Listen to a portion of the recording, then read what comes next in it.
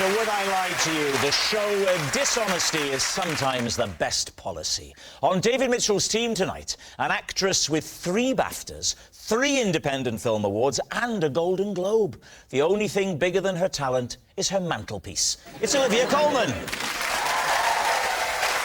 And a singer-songwriter who recently became a father, which explains why he was so keen to come out tonight. It's Aston Marigold. And over on the Mack's team tonight, a comedian with more hang-ups than a PPI call centre. It's John Richardson. And a TV presenter who loves rare animals. Personally, I prefer mine well done. It's Michaela Strachan. We begin with round 1, Home Truths, where our panellists read out a statement from the card in front of them. To make things harder, they've never seen the card before. They have no idea what they'll be faced with. It's up to the opposing team to sort the fact from the fiction. And John is first up tonight. After just 1 lesson, I had to give up learning the guitar because I found my teacher too good-looking. David's team. How old were you when you had these lessons? 30... something. I'd say it was 3 years ago. It's well known you can't learn anything after the age of 27. That's it. Whatever you can do when you're 27, that's what you do. Forget anything else. How is parenting going, Dave?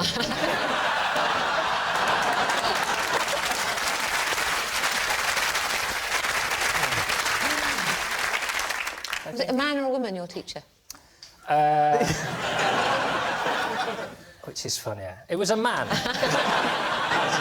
And were you attracted to him, or you just found him objectively so good-looking that you thought this is intimidating? I am recently married. This is a threat to me. My wife booked me some lessons as a gift. He came to my house. I felt he was too good-looking to exist in my house, and I simply never phoned him about the second lesson. Paint a picture for us of this man, maybe using Lee as a base point. I mean, if you can picture almost the opposite. There's no need to go that far, John. He arrived on a bicycle. That upset me. Sweating. Guitar on his back. He was Spanish.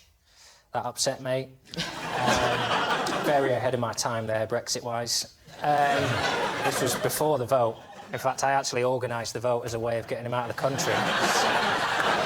He said something like, "Can I bring my bike into the house?" I mean, I was all a quiver. Yeah. I think I said, "You can bring whatever you like, Alberta." I want a visual picture. I mean, what colour were his eyes? Have you ever seen a sunset? Was your wife clearly thrilled to see him? She was upstairs, luckily. And why the guitar? Are you into guitar, or did she just want you to play guitar? I want to learn the guitar. You don't need to learn an instrument to be in a band, do you, Aston? You can sell, like, 10 million records without playing a guitar, so you'll be fine. Boom!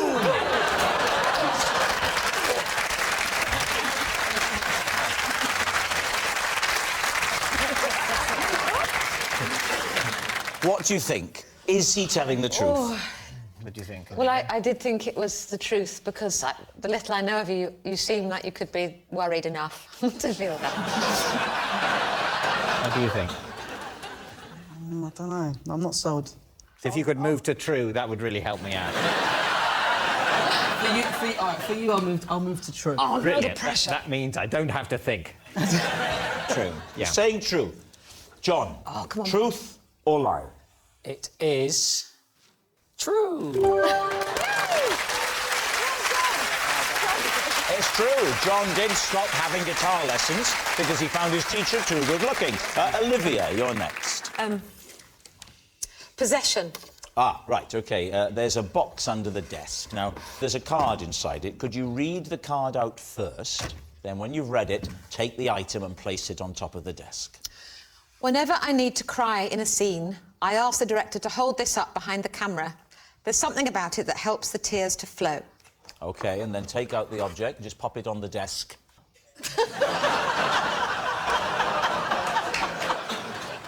Right, just see if you can position it.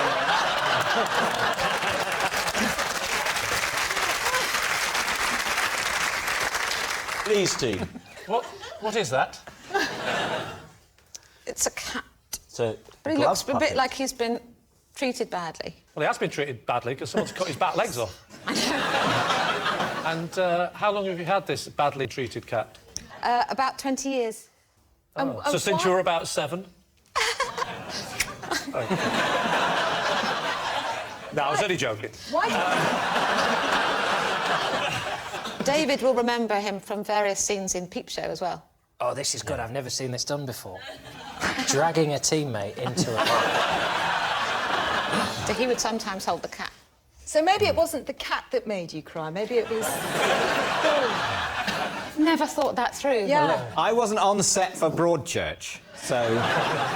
But the cat is called David, so maybe I've never made that connection before. So is David Tennant holding that up in Broadchurch? It's the director, normally, behind the camera. Right. But And he why if you is... look... I know! Could I have David? OK, just be please? nice Not to you. him. Thank you. What if you two were to sort of improvise a dramatic scene? Right, you're telling David, he's playing your husband, ludicrous, that you've met another man and you're going to leave, but you're sad because you have 6 children, you're going to miss them, it's not going to be easy. Ooh. I, at a given point, OK. will pop it up, and when I pop it up, I want you to let the tears flow. OK. Whenever Rob pops it up, a woman cries. I didn't hear that. I only assume it was very insulting. It'd be something snide. OK. Off you go. OK. Hello, darling. Hello, darling. I'm afraid I'm running off with Alberto, the guitar teacher. Alberto? What, even after I voted for Brexit? I just couldn't help myself. If only they'd trigger Article 50 more quickly, he'd be gone by now. I'm getting some political satire in. I'm sorry. Are you all right, darling? Yes. Sorry. I will try and keep it together. I'm really sorry.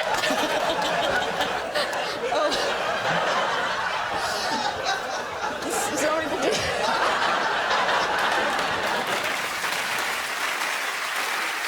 Is it possible to look at the cat to see if it looks 20 years old? Because I think If you throw him to me, I'll throw him over to John. No, I'm not throwing him. Don't worry, he'll land on his feet. To be gentle. Thank you, Aston. That's very kind.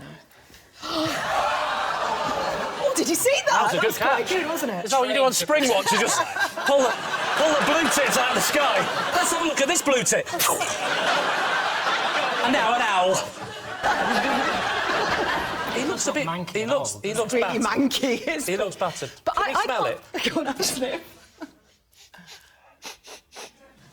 12 years old, that. So what do you think? Truth or lie? Michaela? I think you're way too good an actress to need something like that. So you say it's a lie? I think it's definite. It's, I think I would have read it in an interview. Yeah. So you're saying it's a lie? Yes. OK, we'll say it's a lie. You say it's a lie. Olivia, was it the truth or was it a lie? It is, in fact, a lie. thank you.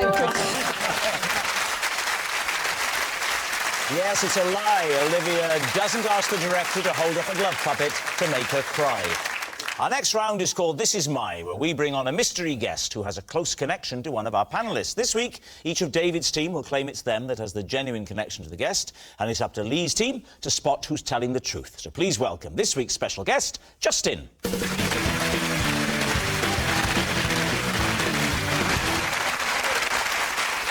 So, Aston, what is Justin to you? This is Justin, and once I did a backflip in a supermarket and landed in his trolley. Good luck with that one, Aston. Olivia, how do you know Justin? This is Justin. He is my neighbour, and he has had a parcel in my hall for the last 7 months. And he's here tonight because I want him to take it home. And finally, David, what is your relationship with Justin? This is Justin. He tried to recruit me to his underground ping pong club after being wowed by my skills with the bat. So, Leasty, where to begin? OK, so we know you can do the backflip, Aston. I've seen that in action, so that's true. However, there's a little bit of the story I'm doubting. OK. You flipped and you landed in his shopping trolley. Yeah. So the big question is, was that deliberate or was it an accident when you were shopping? An utter accident. Oh, come on! Where was this? In, where was we, Asda? And whereabouts in the country was this? Peterborough. In Peterborough? My hometown, yeah. So I was You're with my from mum. It was Peterborough? literally like not long after myself and the boys did the X Factor, and it was just that kind of crazy time when it's a bit like, OK, everyone's... That like kind of crazy time where you think, I'll carry on shopping in Asda in Peterborough?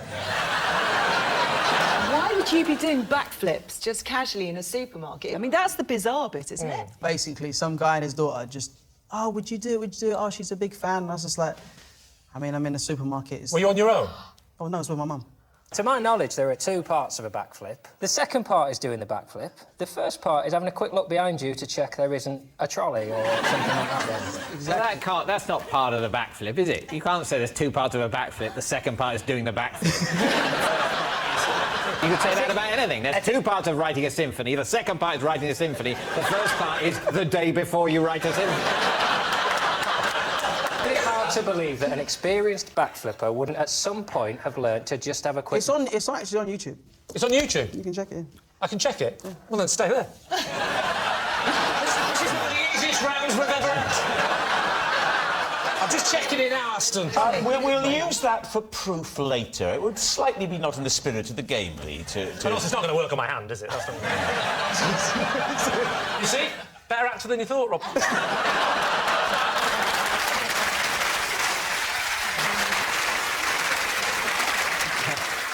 When you do a backflip, you know, you don't normally fly in the air afterwards and land higher up. You just kind of land on the same plane. If you were deliberately trying to backflip into a trolley, I would say that could be done. But not by accident, because that could... Oh, my goodness, it could have... But then again, he's only a little fella, isn't he? He's only little. I bet he flipped and he landed right in that little baby seat. And then off he went and started his life with a new family. Are you claiming that you landed on your feet? Yeah. You landed on your feet in the trolley. And you stayed stood up? Of course. Was this man pushing it at the time? No, it was there. Did he think just you were a behind free me. gift with the cornflakes? Did you land facing him or facing away? I'll tell you what, I'll show you. No, don't do it, I'm don't. gonna do it, just to prove you, right? Listen. Aston, darling, don't do anything dangerous. Aston, be careful. Let's just know, because I'm going to show you, and just I how wish I high as brought well. it up. I'm so sorry. It's fine. You be Please here. don't do it. No! Oh! Yeah, exactly. So I'll be here. Oh! Oh, so you did. Right.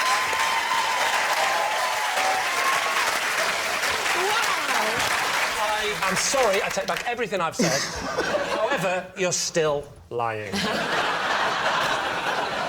What about Olivia? OK, Oh, I've forgotten what she said. Olivia's got a package in her hallway that she's had for 7 months that he should have collected from her, and I'm quite annoyed by that already. When you say neighbour, you mean actual neighbour or Not communal... my immediate neighbour on either side, but he's 3 down the road. OK, and so he wasn't in and the package came to you with a little card or whatever posted to him to say where it was. Have you still got it? Yeah. Oh, well, it's here in my dressing room. Why has it been 7 months? I don't know. I know he's a wildlife photographer, so he probably travels a lot. And when I've taken it to him, he hasn't been there, so I've left a note. It's still here.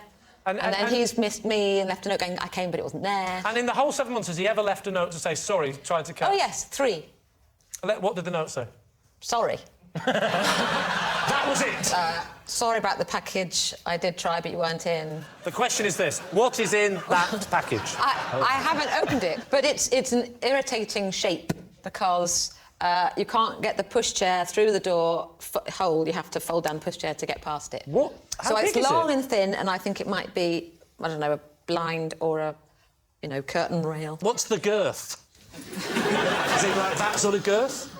There's a lot of packaging around it. So he can't get through his letterbox. You haven't Oh, no. So you have to... That's the whole point. Well, that's been so irritating. We have to ring the doorbell. He's not there. OK. And she said it's really irritating. She sort of looked at him apologetically as if to say, I didn't mean to call you here on telly to say you're an irritating name. But she is a professional actress. I know. So, I mean, she could just be lying. That's very good, though. So you've brought it in tonight. You've brought it in. I thought this would be an extreme... Is this the only reason you've come on the show? Just to give back a parcel? What about David and the table tennis? Oh, we're actually going through with all that, are David, remind us of your supposition. He tried to recruit me for his underground ping-pong club because he was impressed by my skills with the bat. Can I just check, when you say underground, do you mean underground literally, it's underground, or do you mean it's a bit devious? I don't think there was any illegality, but it was, to a certain extent, subterranean. It was in a sort of basement. In his basement? No, in the basement of an advertising agency. Are you good at table tennis? I'm a bit good at table tennis. Not very good, but I'm better than you'd expect me to be. And how did this man see you play table tennis? Well, I played it there at the basement. How do you know him? He's a friend. I know him in my life. He works in the media. To be absolutely clear what you're saying, apart from me and Rob, you have another friend.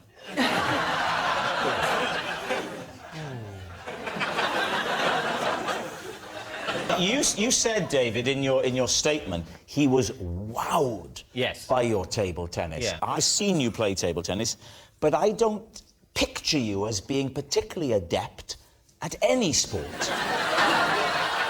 You don't mind me saying that? Don't I? OK.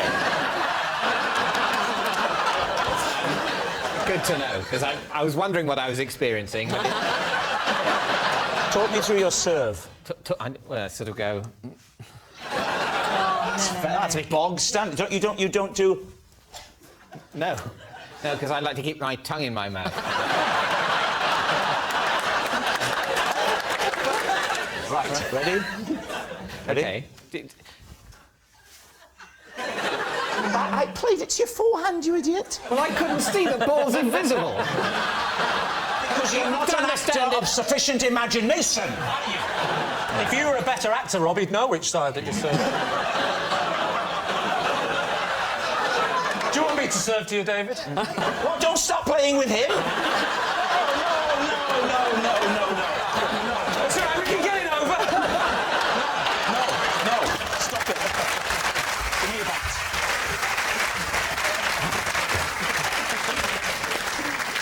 So there you were, playing table tennis in this underground car park, and what you did wowed him enough to say, please join our team. No, well, firstly, he'd invited me to see the club. Yeah. So I hadn't just turned up and he saw me across a crowded underground ping-pong. I'm not suggesting romance was involved.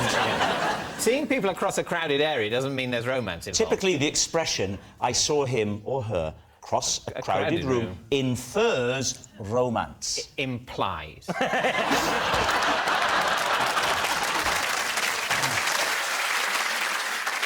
Well, we need an answer. So, Lee's team is Justin, Aston's shocked shopper, Olivia's neglectful neighbour, or is he David's ping-pong pal? I think anyone that's prepared to stand there that long while all this is going on is a wildlife photographer. Or one of the others, and he's been told to stand there for that long. If what you're saying there is true, Michaela, then we've had a wildlife photographer on every single episode. Do you know what he doesn't look like? A man who shops at Asda. He has got Waitrose written all over his face, hasn't he? I think Olivia's story is very believable. The apologetic look when she described him as an irritant is either the greatest piece of acting of my generation or a typically British response of, I've got my neighbour on telly and told the whole country how annoying he is. I'm torn, but I'll go with Olivia then. You think it's Olivia? Right. Justin, would you please reveal your true identity? I'm Justin, and I tried to recruit David for my underground ping-pong club.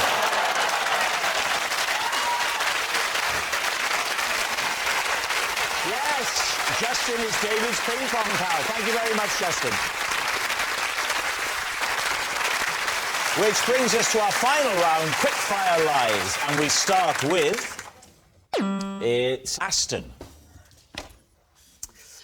A bodyguard once rushed me to safety after a fan went to extreme lengths to get into my hotel room. Oh, this is ringing bells with you, Lee. Off you go. What was the extreme lengths this fan went to? Basically, we unloaded our suitcases off the tour bus and she had got herself into a suitcase and planted it. Was she called Mrs. Houdini? What are you talking about? Obviously, someone must have put her there. Was it zipped up? I think so. So I'm picturing it more like Scooby-Doo, like a potato sack tied with rope, and it's sort of moving. And they're saying, whose bag's this? And she said, no one, just take it to Austin's room. Was it a woman or a man? Oh, no, we were told it was a girl. So you never saw this girl? Might you have packed her in the previous hotel? You know, it's a bit of a crazy night and you're packing your stuff, and the next thing you know, she turns up at the next Premier Inn. Yeah. Did you get any description of this girl? She was all right, apparently, but that was...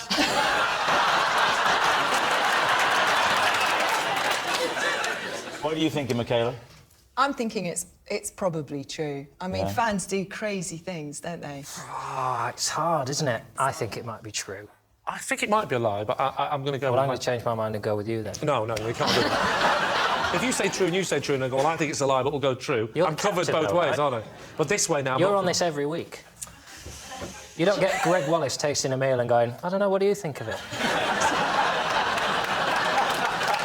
In that case, we're going to say it's a lie. You say it's a lie. Aston, was it the truth or was it a lie? It's true.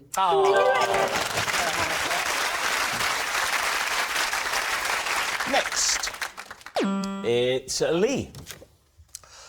I once refused to help a hang glider who had become tangled in a tree because 2 hours earlier he had been rude to me in a car park. David C. I love it. How high up in the tree was he?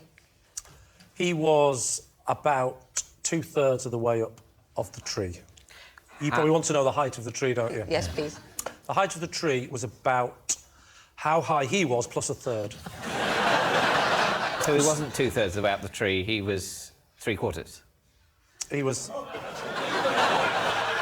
If he was 2/3 away up the tree, then the height of the tree was how high he was plus a half.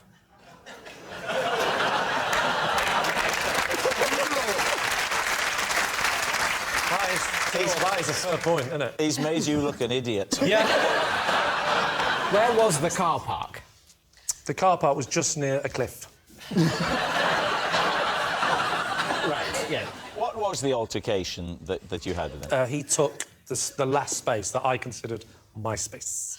Because I got to the space in the car park, and I did that thing where I was waiting with my hazard lights on. Yeah. He came round the corner, and just as the person pulled up, he pulled straight into the space. I got out of the car, I would say menacingly. I approached his car. He got out of the car, bigger. And I said, forget it then, you know. That's your attitude. So Did he get his equipment out then? No. He'd already belittled me enough. Where was this tree? What were you doing when you came across this tree with him in it? I was just going for a stroll with my wife. And you heard a noise. Did you hear him or see him first? I heard him first. You heard him. What was the sound that you heard? You're talking to your can you imagine wife. a kite hitting a tree, times that by 50, and then add a human? That is what it sounded like. Ow! Obviously, I took the smart-ass approach and I went, oi, think you'll find I was going to park there?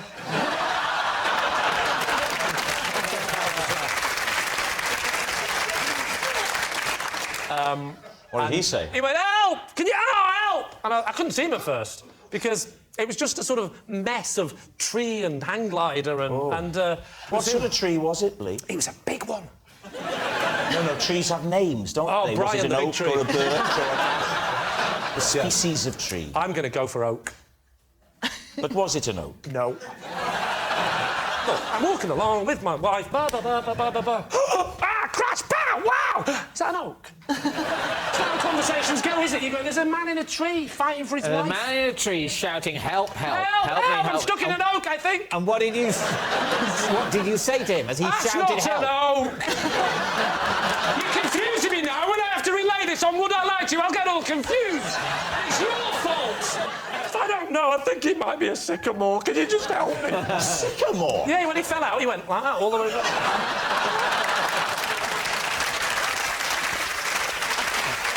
And what did your wife have to say about this? My wife said, we must help him. And I said, I refuse. I absolutely refuse. And she just went along with Nope. She climbed that tree. Yeah. She climbed that tree. With her bare hands? No, she got human hands.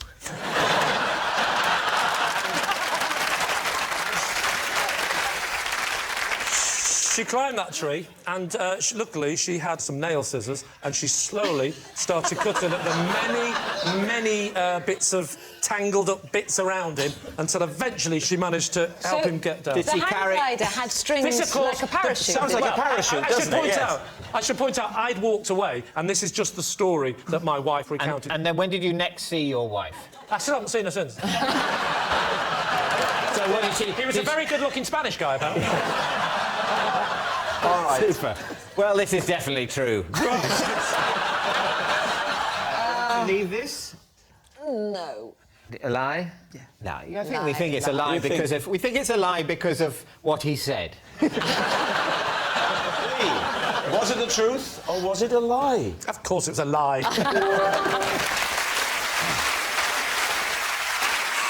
Well, that noise signals time is up and it's the end of the show, and I can reveal that David's team has won by 4 points to 1. Thanks for watching. We'll see you next time. Good night.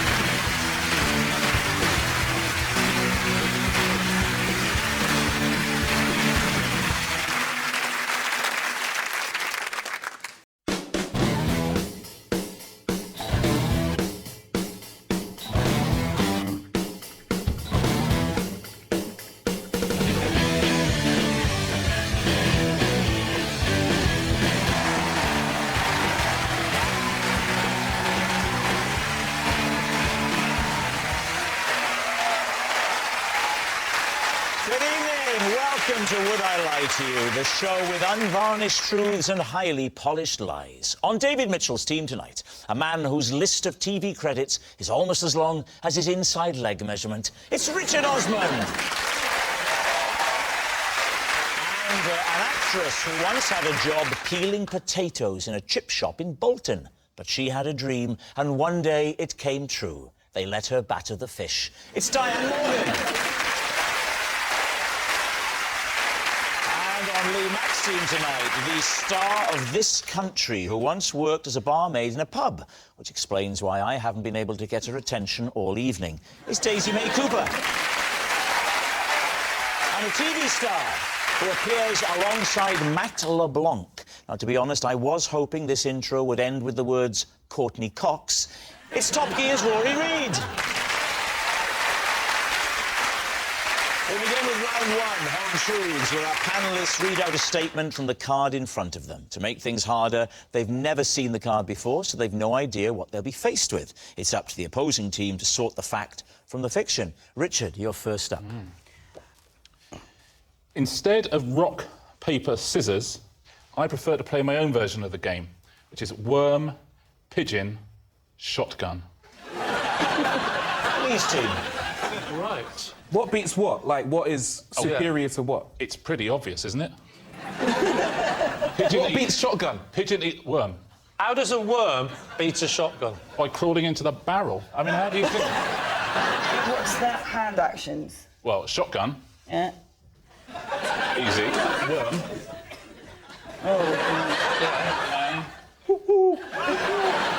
OK, let's have a little game, me v you. Just before we start this very competitive bout, tell us what tops what. It's quite simple. Pigeon eats worm. The shotgun eats the pigeon. No, it doesn't eat the pigeon. The pigeon shoots the worm with the shotgun. This is so much you're deliberately trying to make this complicated. I just want he's the genuinely truth. I stupid. just want to get to the bottom of this. Okay. Don't think of me as Rob Brydon. Think of me as Robert Mueller. I will not rest until I find out what's That happening. makes me Trump. Yes, it does. Oh, I don't like the thought of that. You're a lot smaller, though, so you're Mueller light.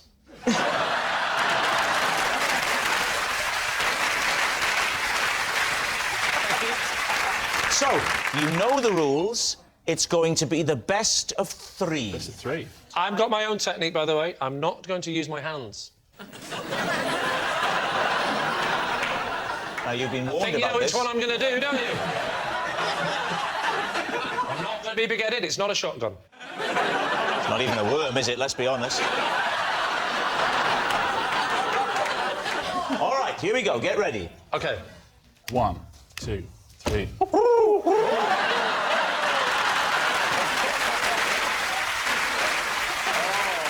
I'll tell you what, we all thought it was ridiculous. We're all into it now, aren't we? Are you ready?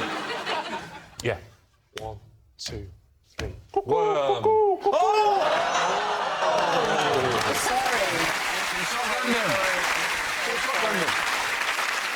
OK, let's play.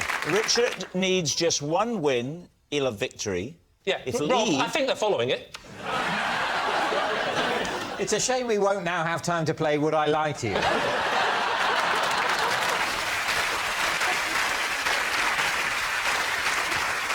Here we go. Come on. OK, 1, 2, 3. Shotgun!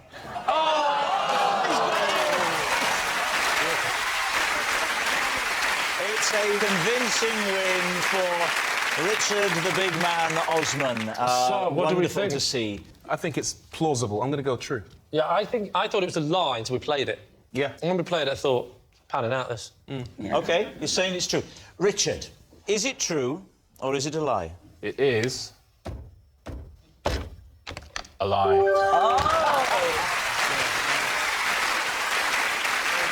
Rory, you're next.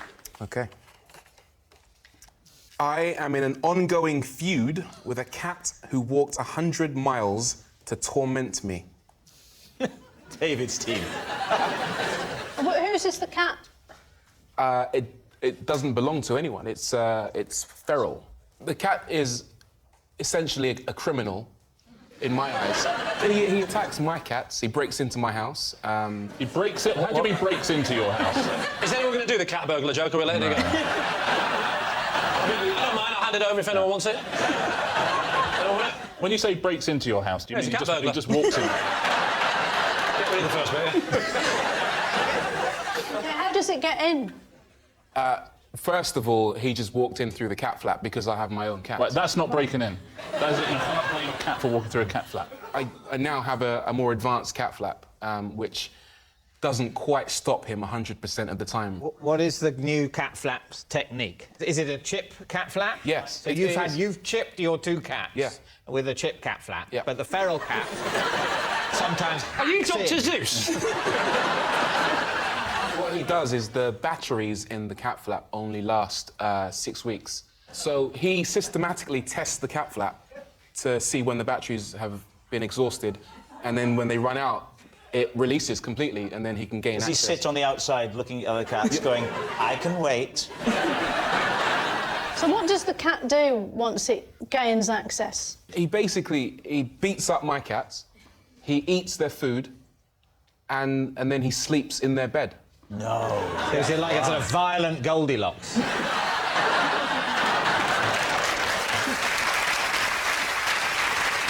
What about this 100? You said 100 miles. Yes, I did. Talk a little bit more about that. I called the RSPCA to get rid of this cat. They refused to come out, but they did supply me with a trap. I trapped it, caught it, took it to the local vet. They then said, we'll release it. Oh, right. I said, you can't release it near my house because it will just come right back. Right. And that's when they said, yep, we'll get the RSPCA to take it to a cat sanctuary 100 miles away. No. Up in the sky. I don't think the RSPCA would allow that. What would allow it to be taken away to a cat Taking sanctuary? away from its family. But Friends. that is Have a not family. its What do you family. mean? How do you know it's not got a family? Say you don't. I do. If it does have a family, it doesn't like them very much because it lives with me. They could be worried sick. That says the RSPCA will take this 100 miles away to a sanctuary. Yeah, give or take. What happens then? Well, I have probably 6 weeks of bliss, of no feral cat interfering with my cats. So then what happened? I was quite sad that Mark Dennis was no longer around. Who? Mark Dennis. Who is Mark Dennis? Mark Dennis is the cat. And why Mark So Dennis? bad you named him twice. Because the cat was a black cat. He was a dark menace, but I didn't want to, you know, paint him with that brush, so I decided to soften it a little bit and call him Mark Dennis. And then what happened? He found his way back. From 100 miles away. Do you know for a fact they took him 100 miles away? They might, because that sounded unlikely. I believe them, though, because I kept in touch with them. I was worried about the cat, because when I had taken it in, the last few times when it had burgled my house, it had a slight infection in its lungs, and it would snore loudly at night, like a fully grown man would snore. So you would hear it snoring in the garden? In my kitchen. Oh, he'd break into the kitchen, beat up your cats, eat all the food, and then have a really loud sleep.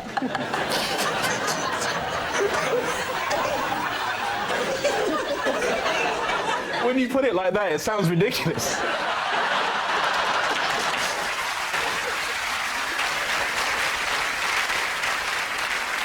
So describe, if you can, the moment when Mark Dennis returned, because it must have been quite dramatic. And noisy. Sorry, you're taking me back.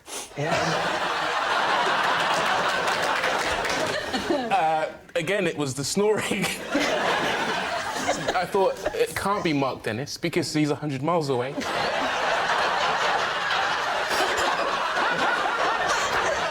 I went down, and then he did the usual thing. He ran for the cat flap and ran into the garden. Diane, what are you thinking? Well, at first I didn't believe when he said the RSPCA drove it 100 miles. But then he's naming it, and it's got a lung infection. Yeah, the name is the... I mean, it's a good name to come up with, Mark Dennis, Dark Menace. I think it's true. I think it's true. True. So you're going to say true? So we're going to say true. OK. Rory, was it true or was it a lie? Well, it was very true. Yes. Our next round is called This Is My, where we bring on a mystery guest who has a close connection to one of our panellists. Now, this week, each of Lee's team will claim it's them that has the genuine connection to the guest, and it's up to David's team to spot who's telling the truth. So please welcome this week's special guest, Jamie.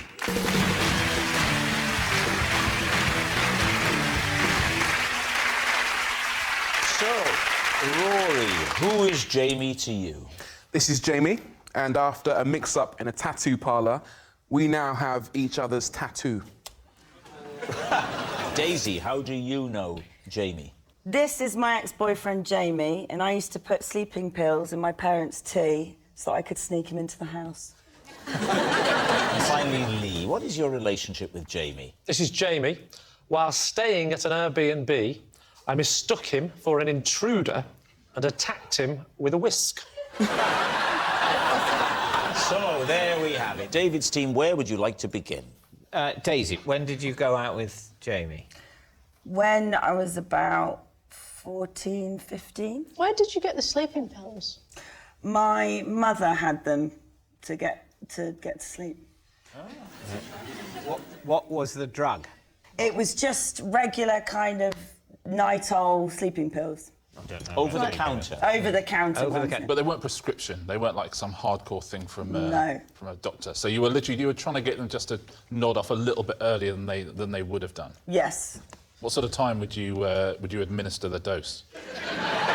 So I would administer, especially when they're watching Inspector Morse. So I'd say, "Can I make you a cup of tea?" They'd say, "Yes, please," and I'd be in the kitchen putting them in the How many times did you do this? How often did you do this as a tactic? I think for the duration of our relationship. Which was? About a year. What was it about Jamie that was so unacceptable to your waking parents? Because he was a very angry goth. And he didn't treat me very well. See, I wasn't necessarily assuming that your parents didn't approve of the relationship, just that they didn't approve of you, the thought of you holding hands with him. No. Did you think you were coming on Jeremy Kyle? So you've drugged your parents. What happens next? Then they go to sleep. What, in the chair? No, they say... And you say, come on in, you come, my lover, don't worry about them, they're out for the count. They say, strangely, this episode of Inspector Morse doesn't seem as gripping as yours. Let's get it early night. Who cares who did it? They get very tired watching the show. They poodle off up to bed. At this point, he's finished work at the Chinese restaurant, so I sneak him round the back gate. And because he's a goth, he's very well camouflaged in the dark. Then Mum goes to bed, and we just listen to Iron Maiden very quietly and write goth poetry together. I've never heard that euphemism. No, but, OK, and this happened for about a year, and were your parents unaware of the relationship altogether? No, because they woke up once. And... You hadn't got the chloroform and the hanky. So they woke up, and my mum walks into the room to find some black goth hair on my pillow and says, Paul, which is my dad, get down here now. Daisy's smuggled in Jamie. Kick him out of the house and say something responsible. So my dad said, get out my house, you pillock. OK, now then, what about Rory? OK, so Rory, what was going to be your tattoo, and what tattoo did you end up with? I wanted a tattoo of a crescent moon, quite classy. Yeah. Instead, easy. Instead, I got a picture of Popeye's face. And where? Just there on my left shoulder blade. Have you still got it? Yes. And how did the mix-up occur? We were on holiday in Thailand together. Bit of a lads booze up. One thing led to another. We all got a bit merry, shall we say. And I don't think it was Jamie's idea. I think it's probably Sam, my other friend, who said, let's all get tattoos. Yeah, that sounds like Sam. That's a kind of... It's a very Sam thing to do. Yeah. When was this, Rory? Late 2000s. The late 2000s? Sorry, early 2000s, my bad. The early 2000s. Well, the late 2000s would be nearly 1,000 years. A long time in the future. So you're in Thailand. Yeah. Talk us through the tattoo parlour. Where was it situated? Koh Phangan. So you fly in, you get to Bangkok, and then I think... If you're lucky.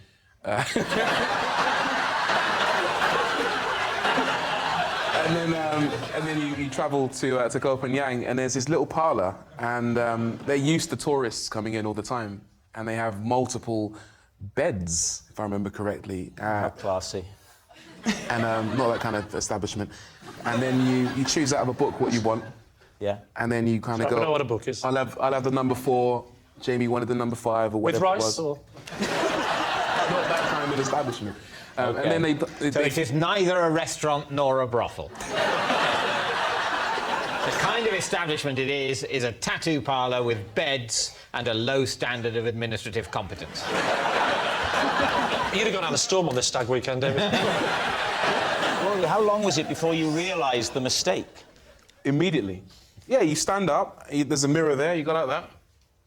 And there wasn't a picture of a classy crescent moon, there was a picture of Popeye's face with the pipe and everything.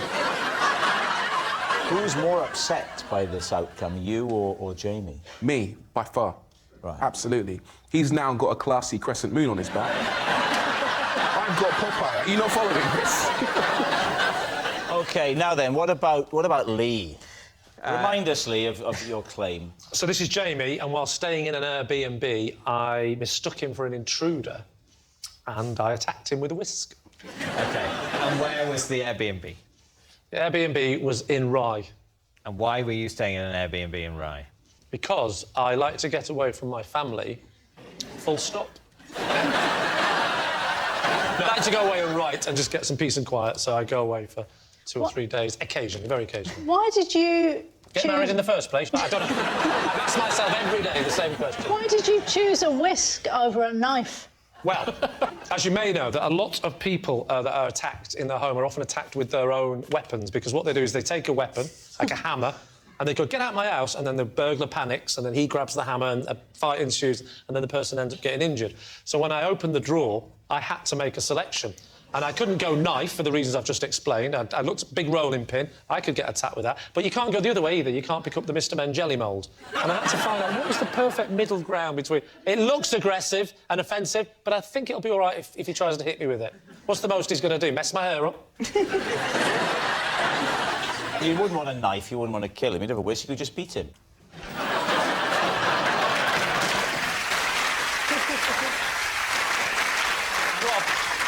You beat with a fork, you whisk with a whisk. The applause begs to differ.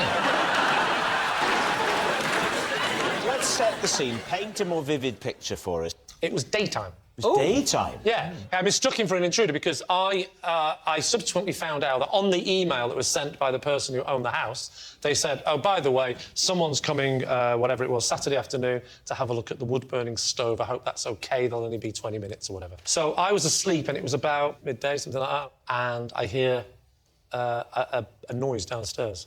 And then he starts playing around with the wood-burning stove. Oh, no. And I get worried. I think someone's down there. Because the noise is sort of... Sorry, well, you are Welsh. Are you asking me the time?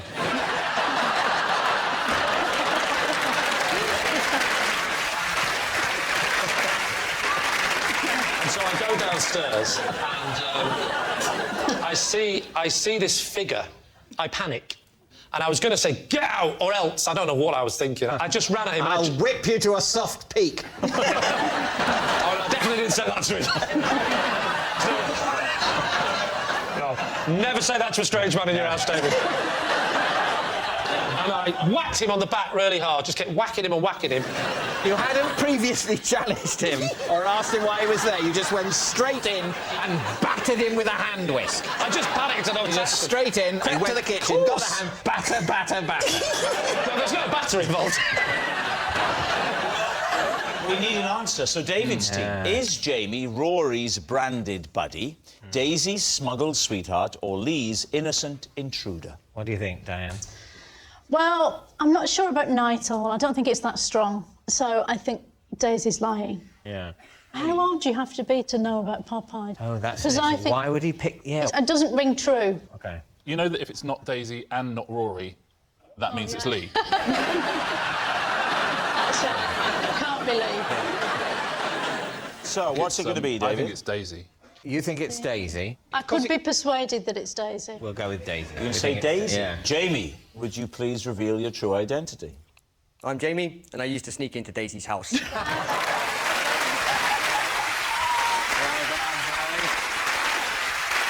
Yes, Jamie is Daisy's smuggled sweetheart. Of course, this is not something you should ever do, putting sleeping pills in someone's tea. Thank you very much, Jamie. Which brings us to our final round, Quickfire Lies. And we start with... It's Lee.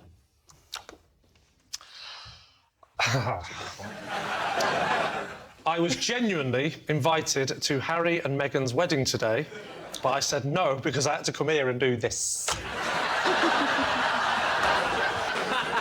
David's team. Why were you invited? Well, that, David, is as much of a shock to me as it is to you. I'm on Do you the telly. know, for example, Prince Harry or Meghan Markle? Well, I've met Prince Harry, and he was very nice, and he did say that he was a fan of this show. So he's definitely seen me, because I'm on this show. If this is true, it's a bit of a blow to me and Rob. Well, this is... I wasn't invited. Maybe Rob was as well. I really can't say. I think we know if Rob was invited, he would be able to say.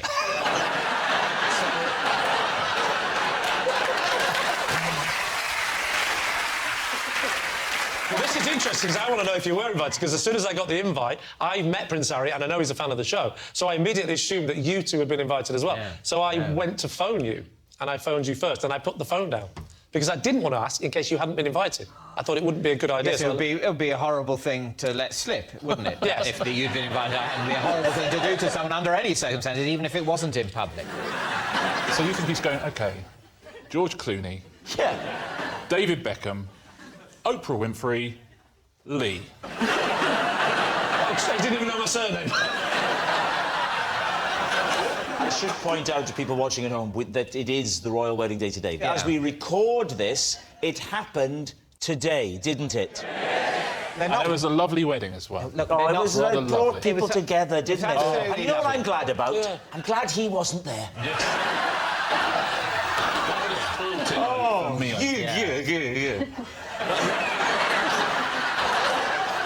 Did it come through the post? It went through my agent. So it was more like a booking. Were they expecting you to do some of your silly humour or something? Did you have a +1 as well? Yes, I did. And so your wife was happy for you to come and do this instead of going to the royal wedding? Well, actually, my wife couldn't go anyway. So that was the other problem as well. And then I thought, well, who would I take? And I did actually think of one of you two. I thought that's going to be more awkward. So, but then I thought maybe it's not awkward if David's been invited, as I suspected, and Rob hasn't. I'll take Rob. And then we're all going. There was a lot of social etiquette. I was a mess. That is the other question. Why didn't... Because the wedding finished... Well, this is the irritating thing. 1, yes, and then there was a lunch. I got the invite that said the wedding is going to be at 12 o'clock. Mm-hmm. And I thought in my head, no one would say 12 o'clock, meaning that's when the wedding is. That would mean, you know, you turn up at 12 o'clock and then you go through all the rigmarole of security, blah, blah, blah, and actually the wedding's going to be about 2. Then you've got the actual ceremony, then you've got the meal. I wasn't going to get here because... Yes, it's like when you buy theatre tickets. The time is just when they think you should leave home. I appreciate you're angry. Yeah. Very angry.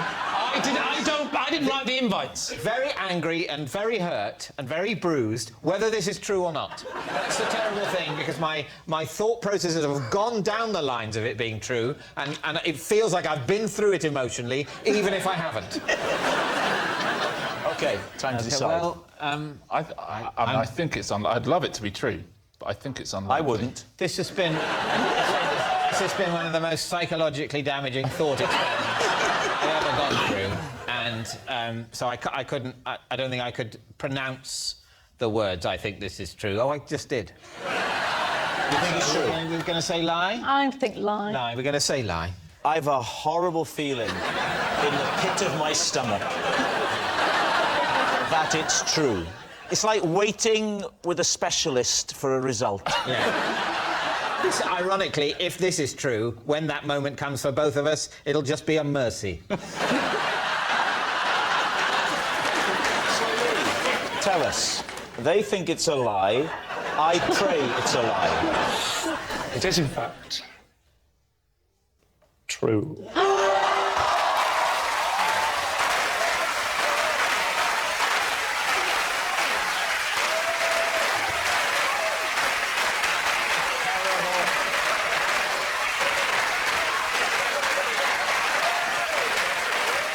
Well, I hope that's the last question of the evening. Well, how did you thank keep you that for watching. That's it. Yeah, I mean, thank you for watching. Oh, actually, there's something else as well. Sorry, I've got to tell you this as well, which is quite important. This is a true story as well. I was lying. Look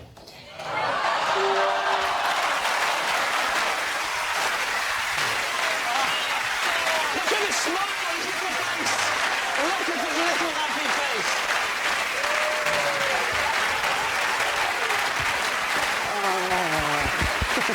You're okay. It's all right. It's all right. Yes. Praise be, it was a lie. Of course it was a lie. Lee wasn't invited. Of course he wasn't. To Harry and Meghan's wedding.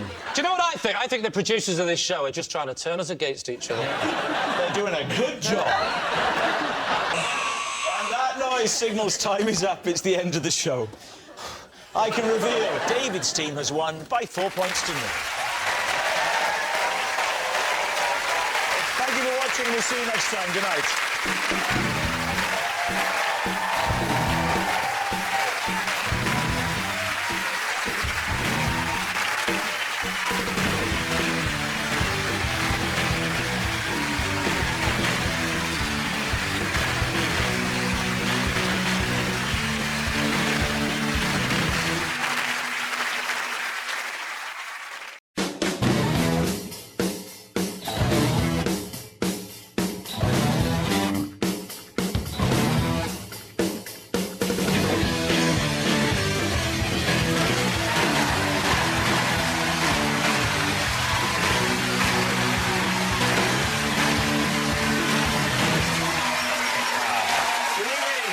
Welcome to Would I Lie to You, the show that says if it looks like a lie and sounds like a lie, then it's probably true. On David Mitchell's team tonight, he's the comedian's comedian and the hairdresser's nightmare. It's Paul Foot.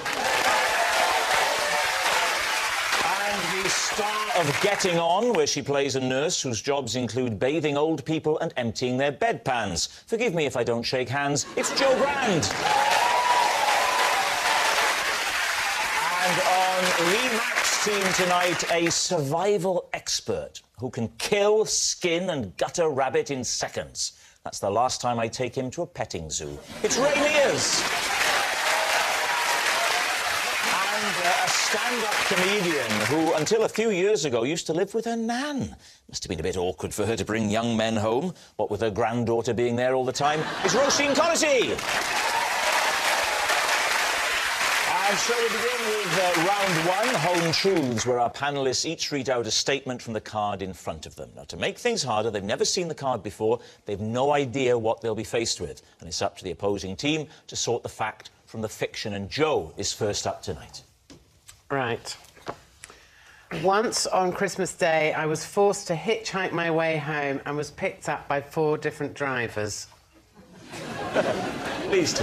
Where were you going from and to? I was going from London down to Hastings. How old are you? I was about 17 and a half. And because nothing was running on Christmas Day, or you were skint? No, what happened was I was meant to go home on Christmas Eve, but I missed the last train. So you started your journey in London? I did. And how long did it take to get picked up? For the first bit? Not long, actually, 10 minutes-ish. And he said... Would you like to come back and have Christmas lunch with me? I'm very lonely. Seriously, he said that? Yeah. What sort of a man was he? He was a gay man in his mid-70s. How far did you go with him? No. I mean, how far on your journey did you go? I think he drove me about 10 miles, something like that. So that's the first person. Yeah. And then, do you remember the second one? A woman. Yes. Who picked me up round about the Eltham area, I think. I like a euphemism early on in the show. We've all been picked up in the Eltham area, haven't we? Actually, you're more accurate than you realise. She actually did make a pass at me. This is 2 now? Well, she said, where do you want to go? And I said, down to the coast, please. Oh, my God. Did she go down to the coast? Well, what she actually did was she put her arm round my neck and tried to kiss me. She did. What had led her to believe that this was a possibility? What had happened? The mistletoe on the wing mirror. She tried to kiss me, I opened the door and got out of the car and ran away. Ah, so that explains the second story. Right, now get to the third one. The third guy was deaf. I'll tell you what, if this turns out to be a lie, you deserve a medal for making this as least plausible as possible en route to the story. OK, so he's deaf. Yeah. Right. And so I had to write down where I wanted to go. And you said Hastings on the card? Yeah. What did he say? He didn't say anything. He just started driving. Oh, that's a bit menacing, isn't it? He didn't look scary. And who was the fourth? The fourth was a farmer. He said that he was fed up with his family, so he took me all the way to Hastings. So he's having a bad day on Christmas Day and decides he'd rather drive you to Hastings? Well, he said that he told his wife he was going out for a paper. That's the end, really, because he dropped me off where I was going. Did you invite the man in for a mince pie or something, you know? No. You didn't even invite him in? No. Do you think that's a bit weird? I don't. I think it's the weirdest bit of the story. He's given you a lift all the way to Hastings on Christmas Day. He's the only one who hasn't made a sexual pass at you. He's been entirely honourable. Just give him a little bit of a mince pie and some brandy butter. So what do you think? There's a lot of detail in there. I think it's not true. Based on? I think it's got too many characters, like a Tarantino film. The bit I'm doubting is that wouldn't you just write on a piece of paper Hastings and hope someone's going to Hastings rather than anyone going sort of that way and I'll just keep getting out and getting out? Have you ever hitchhiked? You sound very idealistic about it all. I'm not getting in a car until I go to Hastings. I don't care what day of the year it is. Hastings, no. Paul does have a point. That's not how it works. You just go a little bit, and then maybe... And that's part of the fun of hitchhiking. It's who you meet. Don't try and pretend to me you've ever hitchhiked. I know you well enough. Getting at the back of a Mercedes once a week is not hitchhiking. I've seen it in films, though. So Ray thinks it's true. It's got to be true. OK. Too wacky to be made up. So you think they're too wacky to be made up, you think they're too wacky to be true? Yeah, I think she enjoyed making them up. So what's it going to be, then, Lee? OK, well, we'll say... be it on your head, Ray, but we'll say it's the truth. Saying it's the truth. OK, Joe Brand. Truth or lie? It is... true. Yeah, it's true. Joe did have to hitchhike home on Christmas Day and was picked up by 4 different drivers. Paul, you're next. Oh, dear. I am absolutely repulsed by beards.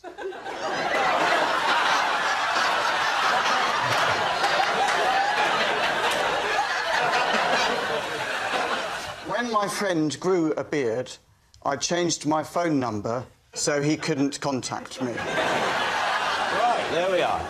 Lee. What's his name? His name is Ben. Ben? And what did Ben do? Well, he used to be a child. And when he got older, he was a tree surgeon. Right. So, what is it about beards that you find so repulsive? Well, it's just... like the idea of touching a beard is horrible, and it can't be hygienic. I mean, there must be dirt in it. Look to your left. I think you'd have to go a long way to find a better, more respectfully kept beard than David Mitchell's. But David Mitchell can afford to have a beard cleaning person. The average beard person, they don't even wash it, do they? It's all dirty, bits of egg in there and all sorts. You would obviously never consider a beard yourself, then, obviously. Oh, no, But on a windy day, surely those bits of hair around the side of your head are going to go over your face, because that's quite long hair you've got there. But they're all lovely and soft. Well... Whereas when a beard, it's all scratchy and thick hair. I imagine David's beard isn't scratchy. I imagine David's beard is comforting, soft and welcoming. And I invite you now to enjoy David's beard. I mean, strictly speaking, it's not your invitation to give. But you would be doing a great service to Paul. No, I would obviously a troubled I would young be man. honoured were Paul please. to fondle my face. Paul, knock yourself. Leave it to me to invite him. Go ahead if it would give you pleasure. It does not give me pleasure, that's the whole point. I hate it. But, you know... Oh. He's doing it, he's doing it. He's doing... If this is going to make you throw up, we can both do without that footage on YouTube. Did you tell your friend why you changed your number? No, well, what happened is... He used to have a smooth face, and then he grew... And it was a massive beard, and it was all really long and really unkempt, you know, like all long, and then I just couldn't deal with it. And you've never seen or heard from him since? Well, I can't, because he hasn't got my number. He can't contact me. When was this, Paul? How long ago? 2010. Oh, sorry, I think it's years. 2010, years after the birth of Christ. I mean, you picked a good example. If you saw an image of Jesus Christ, would you have problems looking at it because of the beard? Or does it have to be a friend that's in your personal space? I mean, Jesus isn't my friend in that way. He is, Paul. Yes. And he's yours, too. But not yours, Lee. All right, so what's it going to be, Lee? Is it true or is it a lie? What do we think? True. Absolutely, every word of it. It's a lie. It's got to be a lie. You've done the opposite again. OK, so you're saying it's a lie, you're saying it's true. I'm going to go for true. You're going to say it's true? Yeah. OK, Paul Foote, was that true or was it a lie? It is true. Yes, it's true. Paul is repulsed by beards and did change his phone number rather than tell a friend he didn't like his beard. Ray, your turn. What have we got here? To hone my tracking skills, I used to secretly follow joggers in the woods. David. Which woods? That was in South London back then. The woods of South London. It could have been lots of places. What you're saying is a park. You follow joggers in the park. I jogged through the woods in South London. I've never followed your tracks, Jim. No, well, I only jog at 0.03 miles an hour, so I'd be following you. What does tracking involve? Can you tell me? Yeah, you're following the marks and disturbances that animals or people or anything leaves as it moves along. So what is the evidence of a recent jogger? It can vary. So, for example, if it depends what the jogger's wearing. Probably running shoes. But they might have, for example, shorts on or long trousers. Right, here's a question. Imagine they've got shorts on. What would they leave? Well, then they would avoid maybe stinging nettles and brambles as they're running. Whereas the ones with tracksuit bottoms on are just going right through the bushes. And you might even find fibres left on brambles as the person passes by that enable you to determine the colour of the garments that they're wearing. All right. Can I ask you a question? Have you thought of getting a PlayStation? Just check. So you could find if they're wearing trousers and are therefore crashing through the nettles and brambles, you can find fibres, and if it's wet, you can see footprints. Mm-hmm. This is true. What if they're not wearing trousers and it isn't wet? What, if they're not how do you wearing track them trousers, they're probably not a jogger. Basic rule: trousers jogger, no trousers dogger. That's the way I would do it. Very basic system.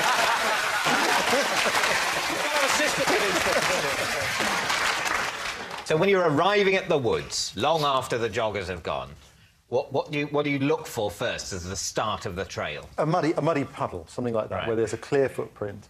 But then you try to establish maybe the height of the person that you're running. Their personality even shows. Their personality? Their personality shows. What, like things like, oh, they like jogging? Whether they're... Yeah, exactly. Yeah. No, That's what you can learn, isn't it? Whether they're listening, to music or... How can you tell if they're listening to music? You can get a different thing in the trail. Can you tell what they're listening to from the rhythm of their footprints? You go, oh, this jogger's listening to samba music. I've died to that. I can't yet determine what sort of music they're listening to. No, but how do you listen to music at all? People move differently. Rubbish. Seriously. Nonsense. So, David, what are you going to say? Is it the truth? What do you think, Joe? Well, I think it's plausible. It's certainly a very complete story. What do you think? I think he does do it. Well, we think it's true, then. I think it's true. Yeah. OK. Ray Mears, were you telling the truth or were you telling a lie? It's a truth.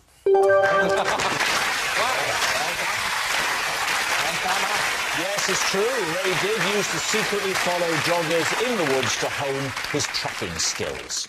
Our next round is called This Is My, where we bring on a mystery guest who has a close connection to one of our panellists. This week, each of David's team will claim it's them that has the genuine connection to the guest, and it's up to Lee's team to spot who's telling the truth. So please welcome this week's special guest, Andy.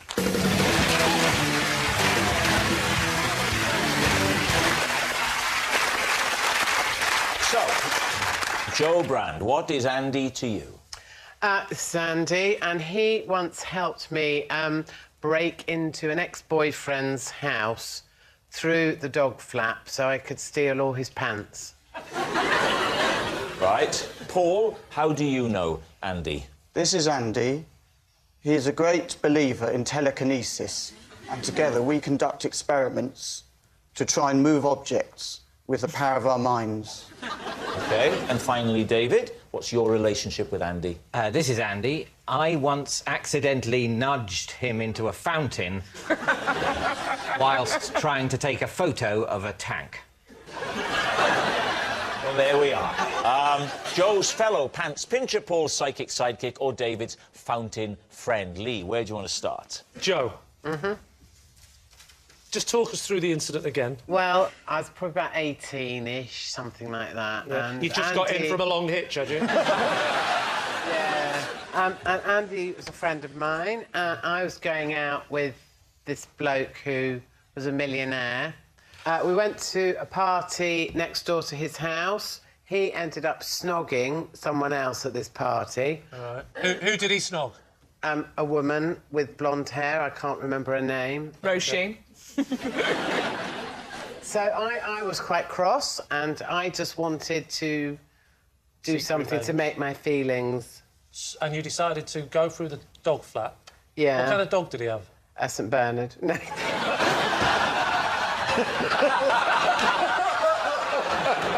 No, he had a fat Scotty dog. Like a Highland Terrier? Yeah. They're tiny. I know, but I was thin at the time, so I used to be thin when I was a teenager. You might have been thick, but you weren't, like, 1 foot high. Terriers are like big cats. I didn't walk straight through the... I wiggled through it. Like, Yeah. What was Andy's part in this? Andy's part in it was that he helped push me through. The garden not as easy side. now, is it? You needed a friend to get you through that Well, time. a bit, yeah, and he kept watch in case... Case what? The neighbours noticed. Yeah, best way to stop anyone noticing someone going for a dog flat is to have someone stood up next to him. Yeah, a complete stranger standing next to the door is a bit suspicious. Well... When you got in the house, what did you do? Went to his bedroom. Yeah. Got all his pants out of the drawer and all his pants out of the washing basket. Threw them out into the garden. And then we went and chucked them in a bin and then went to the pub or something. Why the pants? If he's a millionaire, why didn't you take... What, if you were going to break in and risk getting arrested, why didn't you steal something or break something or write on, like, a painting? Because a bit of me wanted to do something that he would think was a bit weird. And Did he ever possibly find... not know it was me. Did he ever find out? I never saw him again. So you don't know to this day if he ever... No, he knows now. He knows now, yeah. Well, hopefully he's dead, so he doesn't. The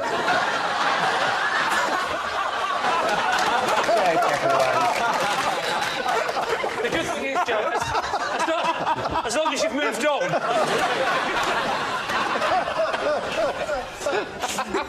Blimey.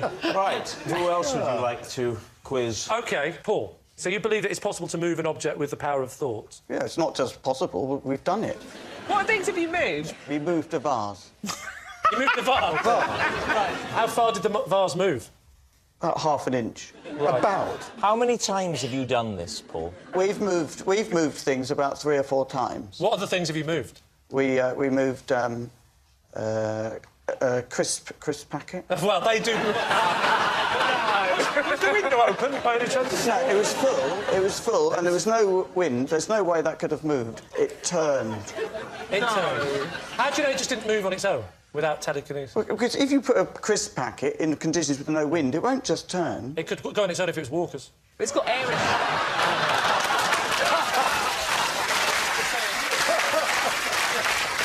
Or skips. Skips, yeah. Can you move fruit? Oh, hello. But, you know, I couldn't... It would take some time. It takes... And it doesn't work in this kind of environment with sceptical people watching, everyone... or just sort of judging. Is it better with gullible people? You've moved a vase, a crisp packet. Yeah. You said there were 2 others. What are they? A remote control. A remote control. Remote control, what was the last? A cushion. Have you ever visually seen anything move, or have you closed your eyes, opened them, and it's moved? Yeah, we've always closed our eyes. Yeah. And... Do you know what? I think I know what's going on. No, but neither of us moved. We were both at opposite ends. Yeah. No, I'm not doubting you, Paul. I'm just saying your friend Andy might be a bit of a charlatan. What about David? Where did this happen, then? Come on, tell us all. It happened at a military museum in France. Military museum in France. He's taken a photograph of a tank. Which military museum in France? Good question. It was called the Musée des Blindés. Well, what does that mean in English? I think it means there's a museum of armour. Right. He knows I can't argue with him. Say anything. Whereabouts in France? It's sort of. I think it's quite near. It's sort of in the middle-ish on the left. Now you're talking my language. Yeah. And what were you doing there? I was looking around the museum. Museums, tank museums. Yeah. Do you do this often? Well, we were. Me and I've got a wife now. Wow. Yeah. I'm surprised. It's definitely a lie. To be honest, I'm surprised that's never come up on the card. You'd never have believed it. So this is quite recently? It's, last summer. Last summer, you said, darling, it's time for you to know the truth about me. Now it's time to know the real me. Museums, France, come on! I knew you had a microphone in our bedroom. So, talk us through the incident with Andy and how that actually happened. Well, outside the sort of front bit, there's like a piece of artillery and a tank. And I wanted to take a picture of the tank as well, I might, you know. What sort of tank was it, David? It was a German tank. Was it? A Tiger tank. A Tiger tank? Yeah. So you've taken a photograph of your granddad's tank, and then... and how did it crop up? I want to know the actual mechanics of how he ends up. I've not taken the picture at this point. I'm trying to get the tank in frame. I was backing away, you know, just slowly, and there was a sort of pondy, fountainy bit, which people... A what? A pondy, fountainy bit. Oh, right. I genuinely thought you were speaking French again. Yeah. Like a pondy, fountainy bit. Ah. And I just... You backed into it? I backed it, I just sort of with my elbow. Yeah. And, I don't know, he was obviously... He was obviously what? It was obviously... I don't know, I was about to say, you know, I was about to see how that sentence finished myself, Lee. And now I need another runner. Here we go. This is what I want to know. You've backed into him. Yeah. There can only be two things. He's either looking at you, and for some reason beyond anything, he just thought, well, I better just stand here and be pushed into the fountain, or he's facing the fountain, in which case, why is a man facing a fountain so close? Was he weeing into the fountain? He was standing on the rim, eating a baguette. Was he? OK. Was he? Was he wearing a beret? Did he have onions round his neck? No. How deep was the water into which he fell? About 8 feet. 8 feet? Not 8 feet. Not 8 feet. No, it was about a foot. All right, we need an answer. So, Lee's team, is Andy Joe's fellow pants pincher, Paul's psychic sidekick, or David's fountain friend? David's fountain friend. You think it's David's fountain friend? Without a doubt. Well, please tell me at least there's a doubt. No, I've never felt more confident. Wow. Ray, are you of sound mind? I agree. I agree. You agree as well? Absolutely, without a shadow of a doubt, it was David. Lee, David. you're not as sure? I'm not sure it's David. Usually I would have dismissed someone pretending that they've moved a vase half-inch. There's something about Paul that makes me think, yeah, he looks like the kind of man who, in his own deluded mind, thinks he has done it. Which in itself is the truth, isn't it? If you think it's true, then it's true. But I think Joe's stories is the most likely because I've known Jo for some years and I can confirm she is bitter and twisted. So your two teammates say one thing, you say another. What are you going to do? So we'll go with David's ludicrous story and say that it was David. You're saying it's David. OK. Andy, would you please reveal your true identity? Hi, my name's Andy, and I helped Jo steal her ex-boyfriend's pants.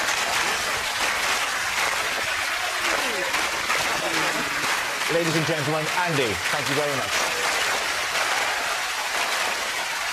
Which brings us to our final round, Quickfire Lies. And we start with... It's Lee. A man from Brazil once taught me a very simple noise you can make that will always stop a fox in its tracks. David's team. Can we hear the noise? I'll be honest with you, it's a very instinctive thing, and without a fox, I'll be a fox. Ready? Yeah. Ready? Yeah. Can you do fox not reading a book? No. They know. They know. They know. You dumb, don't know. Ready? Ready? OK. Come on, Mr. Lee. Come on. Stop me, Mr. Lee. Stop me. I didn't think this would give Rob an impression opportunity.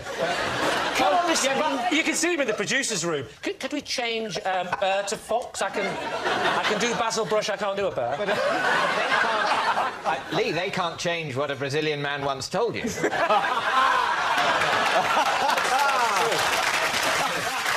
is very true. Oh, that was like something out of Poirot, wasn't it? Did this happen in Brazil? It was in Brazil, yes. And what was the noise? The noise was, I might have to take a little drink to do it properly. I can only stop a fox if I've got water. Yeah. Not many people know this, but the fox fears very few things. It's true, you know. There is one animal. That's my bushy tail. There is one animal. Come on. That if a fox hears, yes, the tone is so weird to the fox, it will scare the fox. And that beast, if I may call it a beast, is the dolphin. And the noise that you make is simply the noise of the dolphin, which I will now demonstrate. The fox comes towards you, and a simple will stop the fox in its tracks.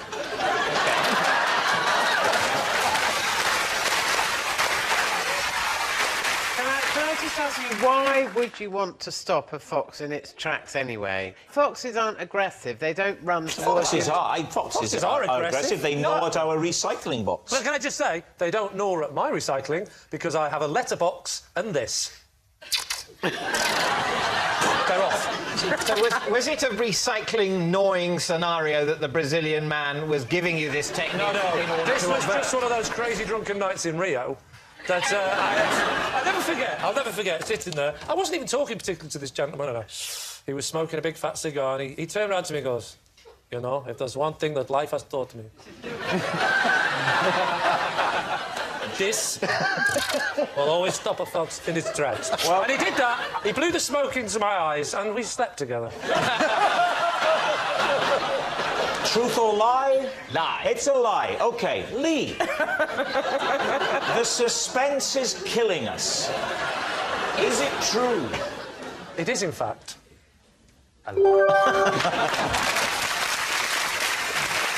Yes, it's a lie. Lee wasn't taught a noise that can always make a fox stop in its tracks. That noise signals time is up. It's the end of the show, and I can reveal that David's team have won by 3 points to 2. But it's not just a team game, and my individual liar of the week this week is Joe Brand. Thank you. Yes, Joe Brand. Devious, calculating and shamelessly misleading. If she wasn't a comedian, she'd have made a hell of an accountant. Good night.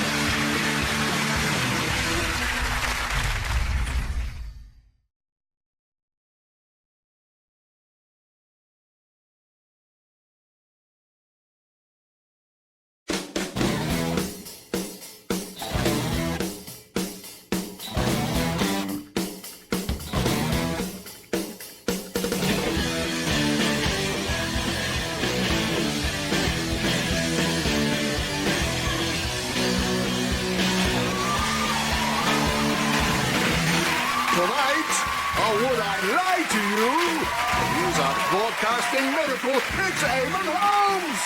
He waxes satirical, it's Hugh Dennis! And their team captain, Lee Mack! And facing on tonight, I can't say his name, it's Peter Serafinowicz! He's so tame, it's Olivia Colman! And their team captain, David Mitchell! First, family garage allowances in appreciation of your host, Angus Dieter!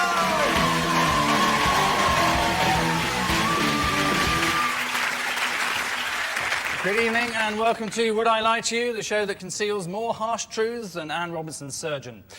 Lie detector tests are the best known way of telling if someone is lying. They measure blood pressure, perspiration and GMTV ratings. And the most common lies told to cover up a mistake at work include I never got the email, it wasn't my responsibility, and well, he looked like a terrorist. And so to round one, Home Truths, where our panellists take it in turns to read out a statement from the card in front of them. To make it extra difficult, they haven't seen the card yet, so don't know if it contains a truth or a hideous lie that we've just made up for them. All will become clear in due course. 28 minutes normally does it. Eamon gets the short straw and is therefore first, so Eamon, fire away. I have an identical twin called Jimmy. Jimmy lives in Canada. Jimmy Holmes. Jimmy Holmes. Jimmy Holmes. James, actually. It was Chris and James. Right. What does he do there? He sells insurance. He does. And I'll tell you where he sells it. He sells it in that CN Tower in Montreal. Right, wow. Who was born first? Jimmy was out by 2 seconds or so before me. 2 seconds? So what are the differences between you? Do you look absolutely identical, or...? He's very handsome as well, yeah. Is he married? Yes. What's his Eleanor. wife? Oh. Do they have children? Yes. What are they called? I don't know. They live in Canada. I don't really know. But do you sort of have that twin thing of, you know, if Lee were to punch you in the face, would he, you know, wake up in Canada worrying about making his insurance targets, but in fact it would be because Lee'd hit you? You must be in constant pain being separated from your twin by thousands of miles and, you know, huge amounts of relative celebrity. Because he's very well known for his insurance work, I believe. Apparently he sits next to a woman in the insurance office that he really doesn't like called Andrea Turner. Is that true? What would be great is if we all said lie and then you said, ladies and gentlemen, Jimmy Holmes! But when you look round, Eamon wasn't there. He just slid round the back. So, David and Co. I think lie. Yeah, Lie. clearly it's a lie. Yeah. We think it's a lie. They're saying it's a lie. Eamon, reveal the truth. Thank God it's a lie. Yes, it is a lie. Eamon does not have an identical twin called Jimmy, who lives in Canada. Canada is, of course, the home of Celine Dion, Bryan Adams and Shania Twain, and to think we wasted our time bombing Iraq. Peter, your home truth. Okay. In an advert starring Pele, my voice was passed off as his voice. What was the advert about? It was a... Yes. Was it about football?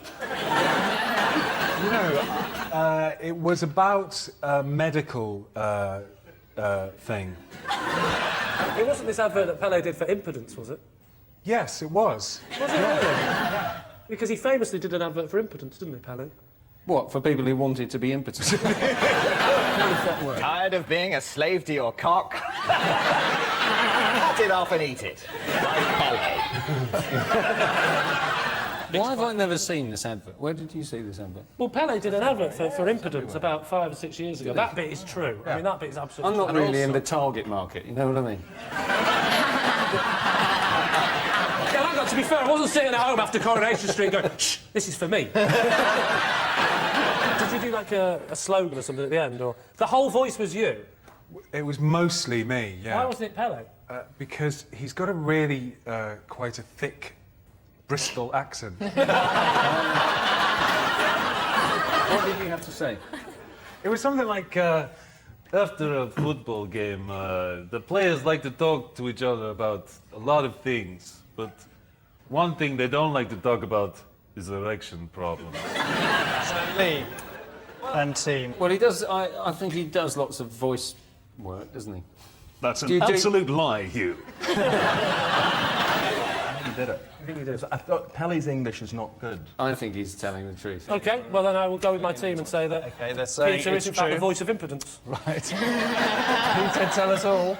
And you're the voice of impudence. It's true. Hey!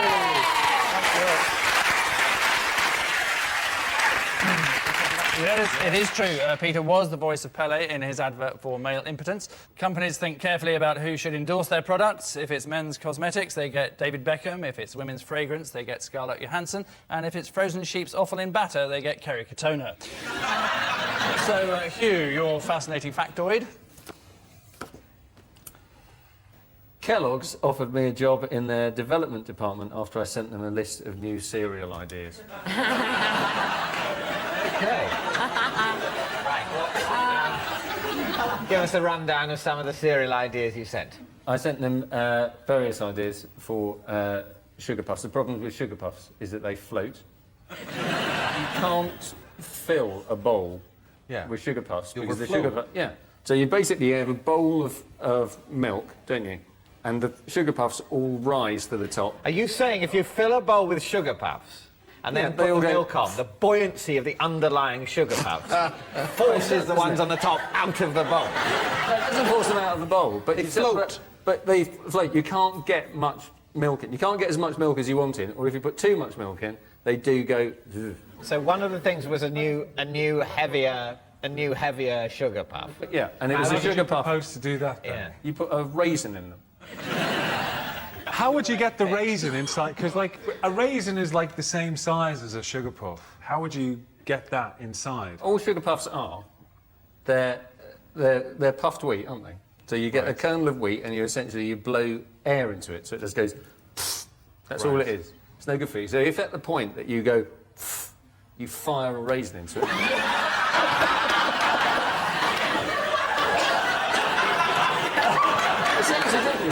And they offered you a job? They offered me a job developing solutions to problems with cereal. What are the problems? The problems are that cornflakes go soggy too quickly. And what was your solution? Lamination. So so it is essentially finding a way of making them a bit more like a Frosty, but without covering them in sugar, because there's a health aspect to a cornflake that there isn't to a...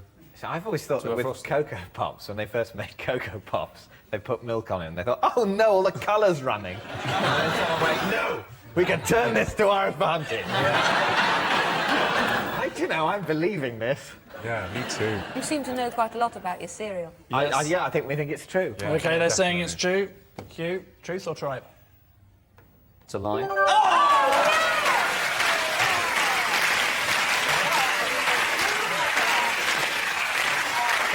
lie. Kellogg's did not offer Hugh a job in their development department. The elusive goal of modern breakfast cereal manufacturing is to try and raise the sugar content above its current level of 115%. Our next round is called Ring of Truth, in which I read out some celebrity facts. Our teams decide if they're true or not, and our audience sit there waiting for it all to end.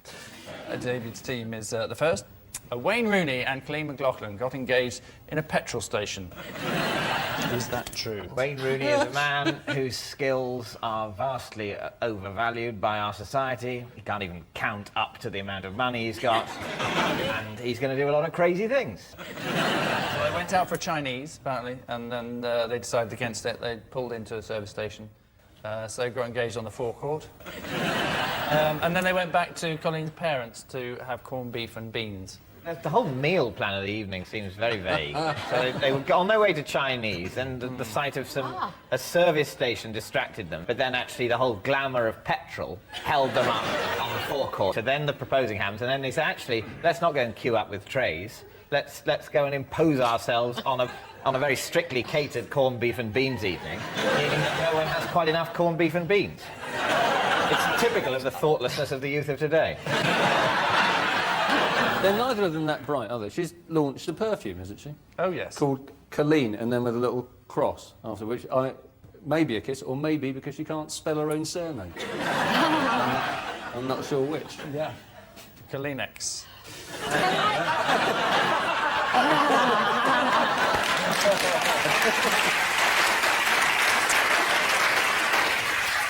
Right, if I could interest you in an answer of some sort at some stage. You can't really interest me in these people, unfortunately.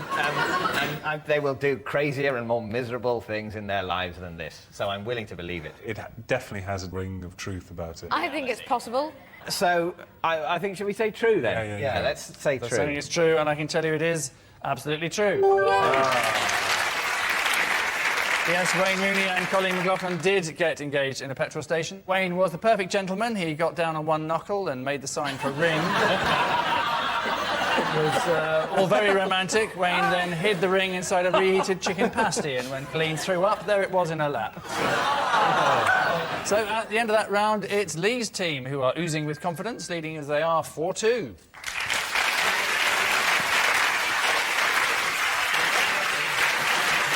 Onwards into round 3 then, and the confusingly titled This Is Mine. Each of Lee's team will claim to have a connection with tonight's mystery guest, but only one is telling the truth. The good news for David's team is they therefore have a 33% chance of success. The bad news is that means failure is the more likely outcome. So please welcome tonight's special guest person, Amanda.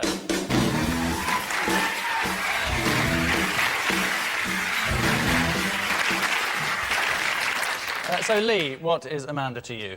This is Amanda, and she is a woman who gave my dog mouth-to-mouth resuscitation after it was run over by a car.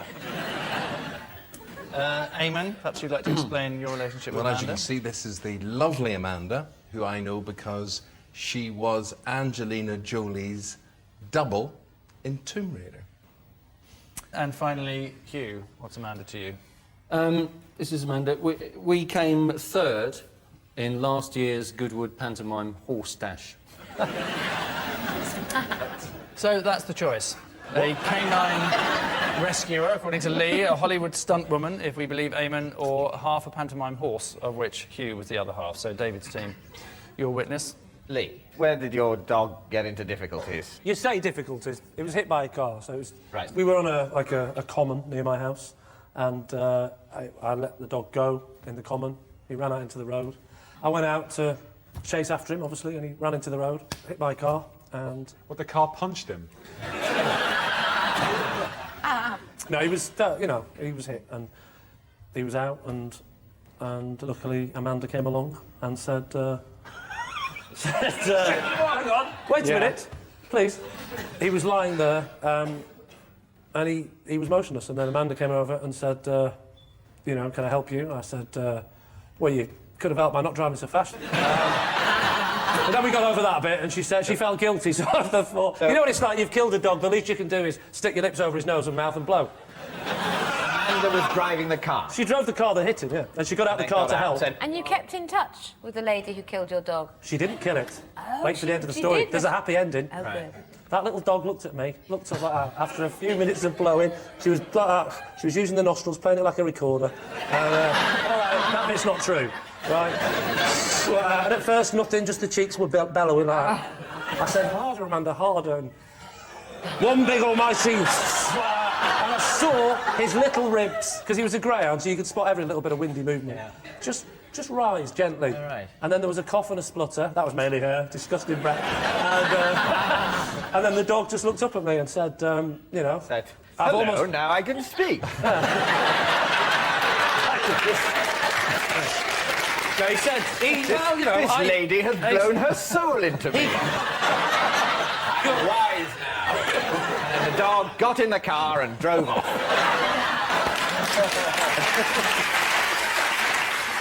What was the make of car? It was a Dalmatian. Oh, car. It was a grey car, I remember that, because I remember thinking, that's ironic, my dog's black and white, combine that, and you got a grey car. You said greyhound. It was.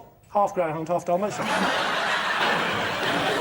Try cross-examining any others. Sorry, Goodwood pantomime horse dash. I haven't heard those words together before. Essentially, it is a pantomime horse race. And is that an annual event? Yeah, and it's at Goodwood. How did you and Amanda end up in the same horse? Because Amanda is a friend of my wife, and it was therefore safe for me to be with Amanda. Who was front, who was back? I was back. Were you Bookie's favourite to win? I'm not sure there was much betting on it, to be honest. Who did win? Damon Hill. He was in a car, though. Eamon, how do you know Amanda if she's Angelina Jolie's body double? So I have this thing for Angelina Jolie. Not being able to get close to Angelina, didn't return my calls, my letters, anything. I read about Amanda being Angelina's stunt double. Where did you read about this? Oh, everywhere. It was well publicised. I mean, I remember. It made 5 minutes on my Saturday Morning 5 Live radio programme. It was very good, very good interview to be able to talk and meet up with the woman that would be the nearest I would get to Angelina Jolie. So what kind of stunts did she do then? Well, she jumps a lot. As a matter of fact, if you watch closely, in Tomb Raider 2, Amanda jumps from an aeroplane and lands in a Jeep as Angelina Jolie. So, yes, that's what she does. What's her surname? Kemp. Hugh, what's her surname? Robertson. Robertson. Lee, don't bother. Where does Amanda live? Amanda lives in Oxford. What's funny about that? I'm sorry. Well, no, actually, I grew up in Oxford, so that it does exist. Yeah. So David's team is this woman Lee's dog's lifesaver, Eamon's movie star stunt double, or Hugh's other half in the pantomime horse? I have to say, at the moment, what are you thinking at the moment? I would say, having studied Hugh's techniques over the evening, that I think he's telling the truth. And he was trying a sextuple bluff. What number bluff is the truth? Infinity bluff. Yeah, well, it's either Hugh or Eamon. What, you're dissing Lee altogether? Well, yes, I'm afraid. If it turns out that's true, then, you know, it's an odder world than I thought. I'm thinking Eamon. Right. Well, I'm going to go. He's always right. Yes. Well, I'm going to go with Peter, and I also think it's Hugh. I think it's Hugh's pantomime horse. OK, well, perhaps Amanda would like to reveal her true identity. I was Angelina Jolie's stunt double in Tomb Raider 2.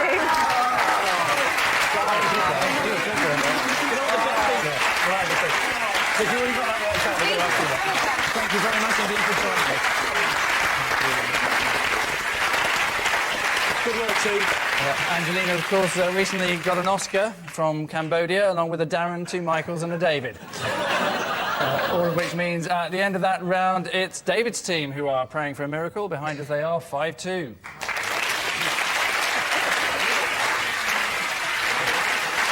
Our final round is quick-fire lies, in which all sense of calm is abandoned in favour of some rapid-fire lying against the clock. As always, our panellists don't know what's written on the cards, and David's team are seriously faltering, so now would be the perfect time to reverse that trend, starting with David. I used to be a tour guide for a hat museum. Where? In Abingdon. Why did they need a tour guide in a hat museum? You were sort of the tour guide stroke person there. How long was the tour? You'd probably get a good sense of the place in about, a very good sense of the place in about half an hour. Can you remember anything at all that you used to say about any of the hats? No. Or a type of hat? No. You can't remember the name of one hat, and you were the tour guide in a hat museum?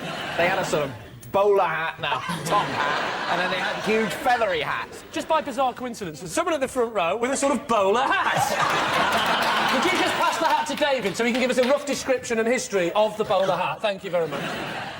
Could you give us a rough idea of how you used to do this tour with that hat? Pretend that's hats on a blimp. Well, what I would do is I would hold this hat up and then sort of twirl it like that. That's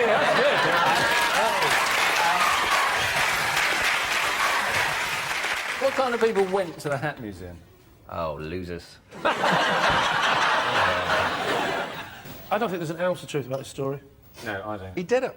Yeah. You don't believe him, do you? I do. So, Lee? It's true. Eamon thinks it's true, but this time I'm going to go with Hugh. You're saying it's untrue. David, It's tell us the definitely truth. true. It is, in fact, a lie.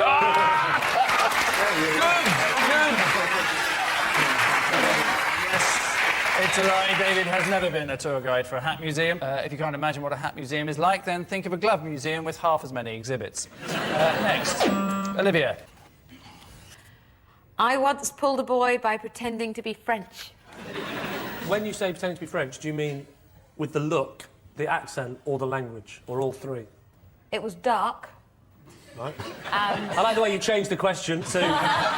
how light was it in the room? I'll make my own questions up. Strawberry, that's my favourite jelly. Do you speak French? Oui. And what was his name? What was he called? Johnny. Johnny. What was Johnny's surname? Garlic. Johnny Garlic. What a bizarre coincidence with the French that was. Over there. You didn't think to say, Garlic. hello, I am French, what is your name? Johnny Garlic. I can't think of anything to say now. There's no connection. What point did he work out that you weren't French? The next day, when I told him I wasn't French. Oh, the next morning, you mean? No, it wasn't like that. I mean, he was at the same beach the next day. Where was this? By the sea. You missed out the middle word. In what by the sea? In Cornwall by the sea. And were you... There's a place called Cornwall on sea. Where in Cornwall? Where in Cornwall? Yes, where in Cornwall? It's right by the sea. So what was your opening line? What was your chat-up line? Hello. What was the second one? Hello again. Do you want to see the Madonna with the big boobies? Well, so you I think... tend to believe it's not. You don't think it's true? I think it's what do you nonsense. think, Eamon? I think she looks French, and therefore I think she's double bluffing. I think it's true. You think it's true? You think it's a lie? OK, we'll say it's true, shall we? Yeah. OK, Olivia, are you lying through your teeth? It's true.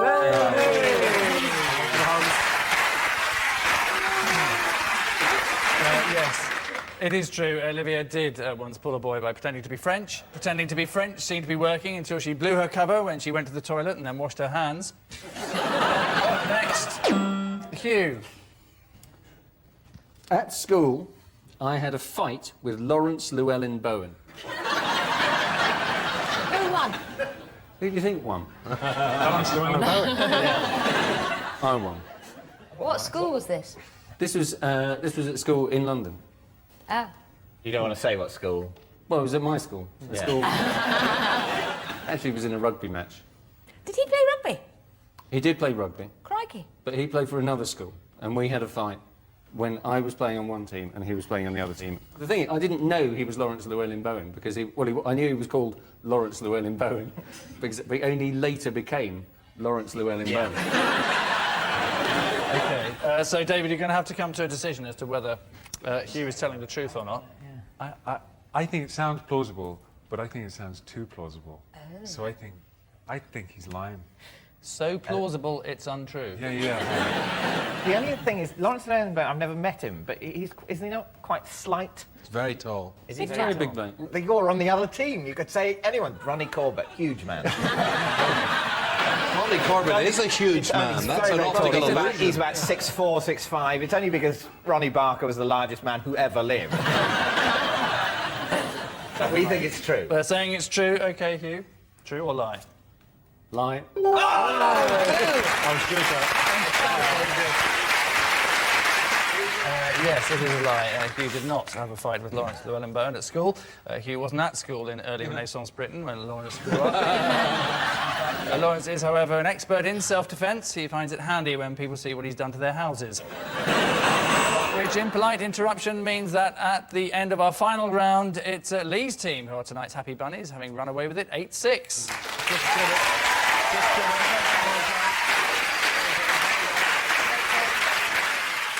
We leave you with the news that people are more likely to lie to you in emails than when talking to you face-to-face, which rather suggests that the Nigerian Brigadier Matubu Onkamawi, who is due to be transferring $84 million into my bank account any day now, may not be a man of his word. Good night.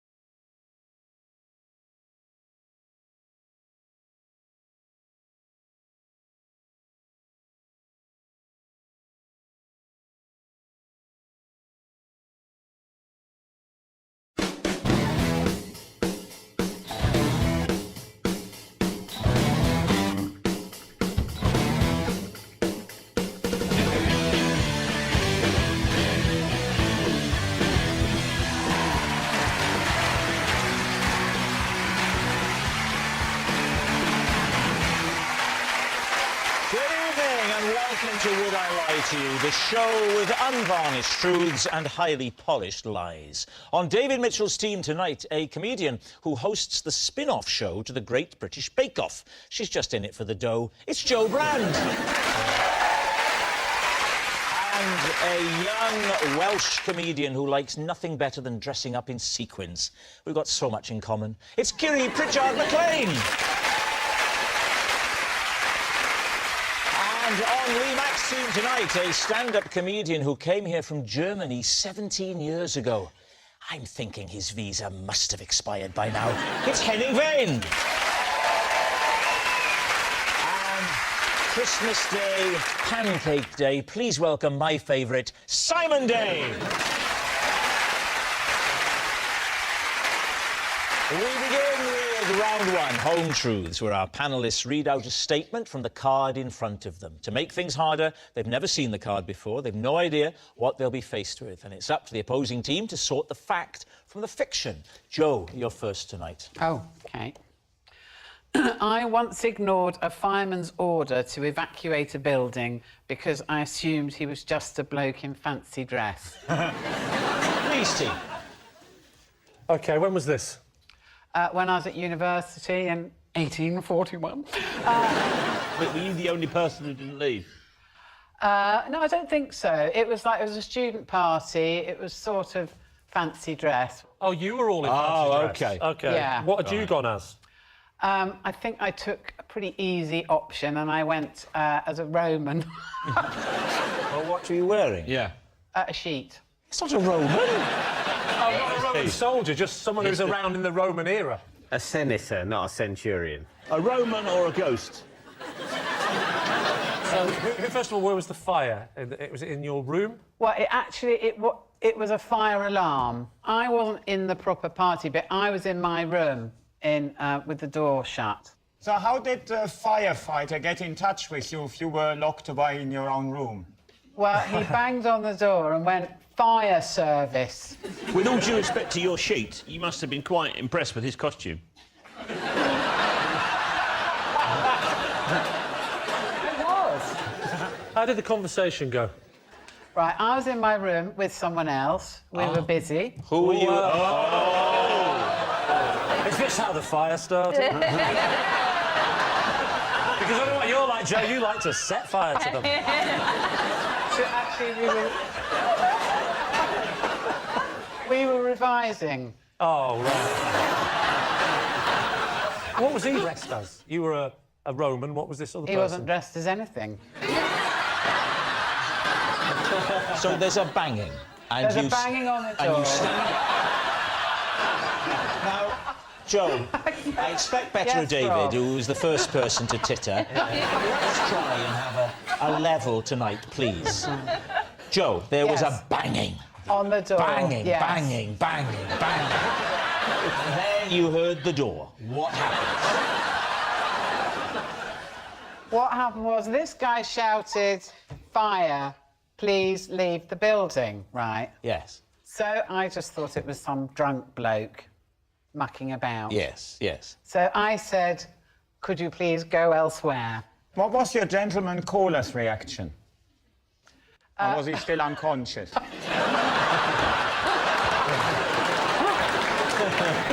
My gentleman caller was the same as me, very entertained. What do you think, Henning? Is she telling the truth, yeah? There is a few inconsistencies in that story. Like? Well, the thing about the fire, I don't believe. We could stop there. It's not, to be fair, an inconsistency, is it? There's nothing inconsistent about it. It's just it either happened or it didn't. It's not like a fire and I was in a lake. That would be an inconsistency. So you're picking holes in Henning's command of the English language. Yeah. Perhaps we should continue the rest in German to give him a fighting chance, yeah? Well, Simon, what are you thinking? Part of me thinks it could possibly be a lie. You're going to say lie because you think that this story has got inconsistencies? Yeah. Just trying to annoy David now. I think I go with Simon. So you're going to say it's a lie? Oh, absolutely. With them kind of inconsistent. OK. Jo, were you telling us the truth or were you telling a lie? It was, in fact, the truth. It's true. Jo did ignore a fireman because she thought he was in fancy dress. Henning, you're next. I consider myself a train vigilante. I don't think you need to read anymore. And enjoy clamping down on passengers who break my strict code of conduct. OK, what's the code of conduct, Henning? I just think when you travel on public transport, you have to consider others. Oh, was it you consider yourself a train vigilante or trained vigilante? No, train. Train. Oh, train. I thought you said train. No, I thought you said train. Yeah. Would you, for the sake of some of the dimmer panellists, would you read it again, please? I thought you said trained. I have to be honest, I thought you said trained as well. I think maybe you did say trained vigilante. How many people here think you said trained? Would you please read I mean, it again? Brexit doesn't make me leave, but you lot definitely.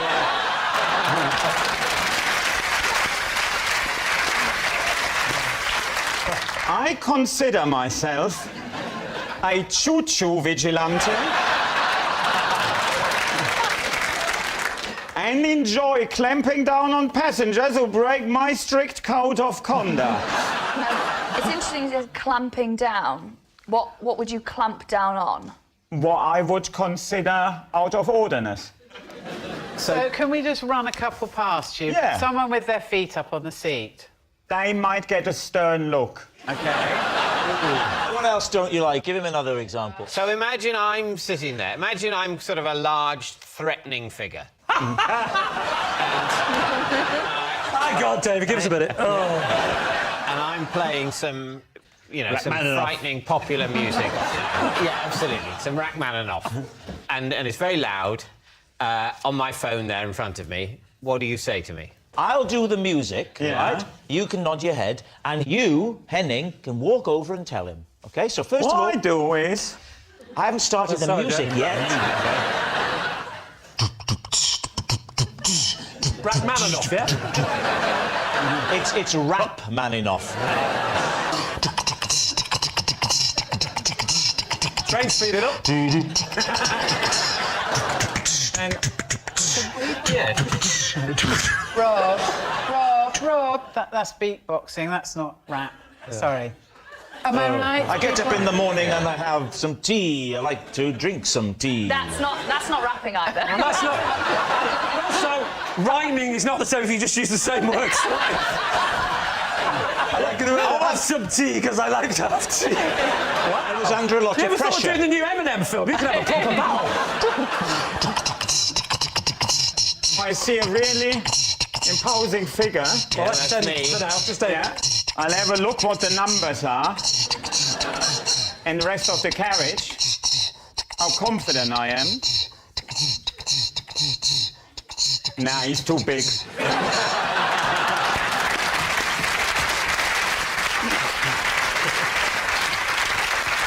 All right, Kiri, do you think that Henning's been telling the truth? No.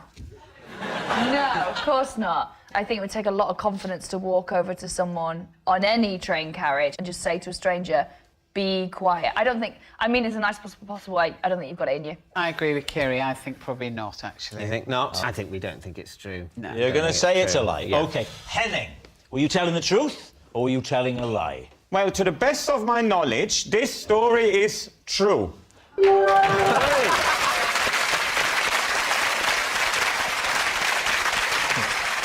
Simon, you're next.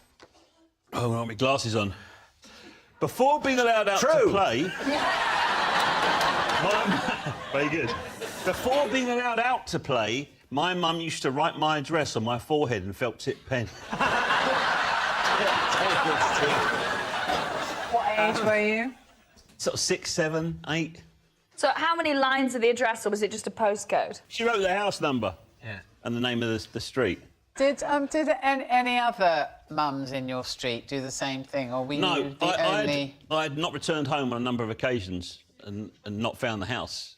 She said, if you do this again, I'm going to write the name of the house on your forehead. I think the idea was that a neighbour or a kindly person would see it and say, come here, little fella. Yeah. I'll take you home. What a foolproof scheme. Some kindly fella with a big black hat and a net. Lollipops, lollipops. She had a cruel side to her. So how many times did you, as it were, disappeared, and for how long? Well, there's sort of 3 in a row. And how many times in a row? 3. Did you go away from your street and you couldn't remember where your street was, or could you not remember which house was yours? It was a house. You couldn't remember which house was yours? The key was the house, because they were like span houses. They all looked the same. Right. They all had pampas grass outside. And you're wandering around on your own. It's a swingers joke. And... yeah, I've still got your keys, by the way. And you're wandering... I've still got your wife.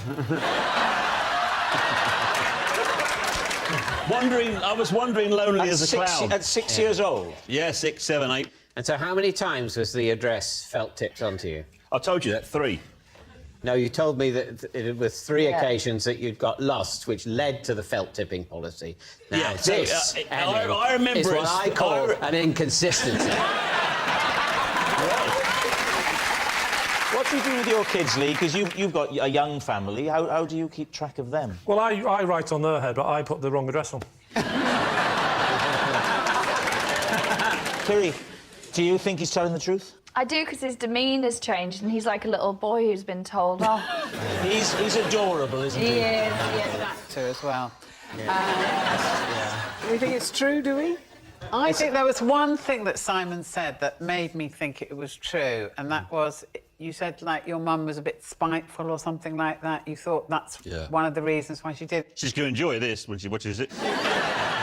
Yeah, it's a sort of, it's a shaming thing. Yeah, isn't it is, absolutely. This idiot doesn't know where he lives. It's what Now that Jeremy Kyle's gone, we've got a new show to replace him. So you're going to say it's... we're going to say it's true. OK, you're saying it's true. Simon, was it true that my mother used to write my address on my forehead when I was 6 or 7 was a lie?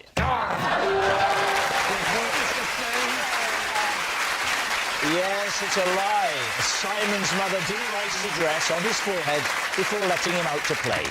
Our next round is called This Is My, where we bring on a mystery guest who has a close connection to one of our panellists. This week, each of David's team will claim it's them that has the genuine connection to the guest. It's up to Lee's team to spot who is telling the truth. So please welcome this week's special guest, Christina.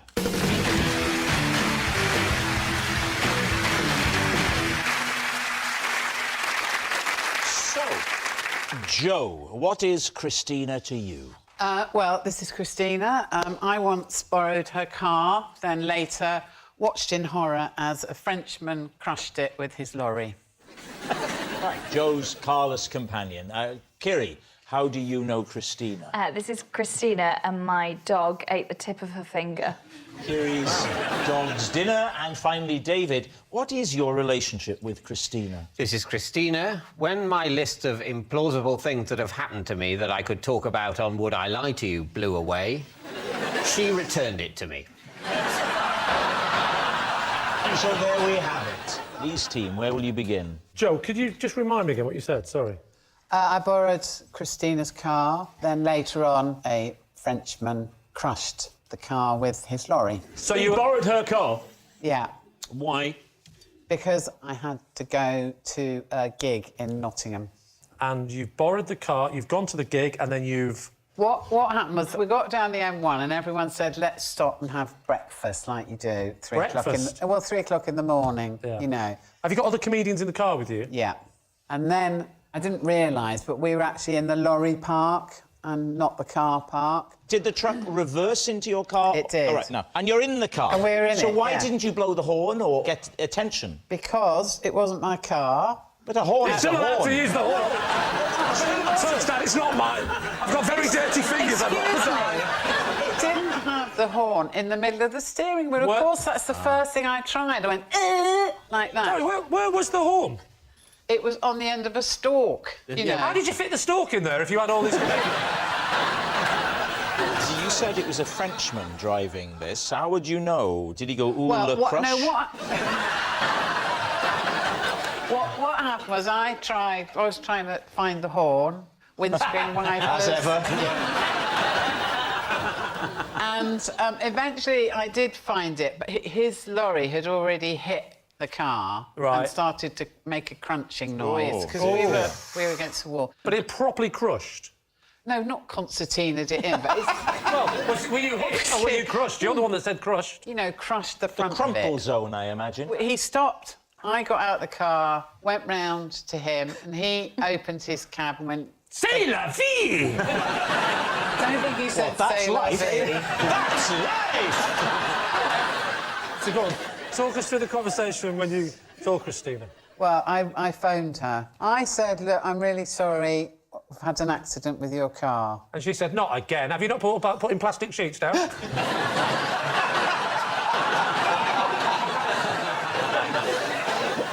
So the upshot of it was that I actually did manage to drive it home. It had the grill had sort of half fallen off. And you drove home like that? Sorry, were you comedians or clowns? Oh, no!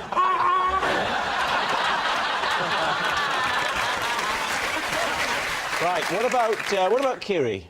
OK, so, Kiri, you're claiming that this lady's fingertip is missing. Yeah. It's an interesting one, because she is covering her hand, but she would have been told to do that to give her lie a chance, if you like. Cunning. Yeah. Is she a friend of yours? She's my auntie. Were you there when it happened? Yeah. Where was it? It was in her kitchen. In her kitchen. Your dog? Yeah. What sort of dog have you got? I've got Jack Russell. Little Jack Russell? Why are you sitting there like a little cute? He's taken someone's finger off. It wasn't his fault. He didn't think it was a finger when he ate it. What did he think it was? Ate it? Did he gulp it down? Yeah. So how much of the finger are we talking here? So she was peeling potatoes. Right. But she was doing it too fast and she had her finger out like that. And then she was doing it really quickly and I was talking to her, so she was distracted. And she just went like that and then a big curl of her finger.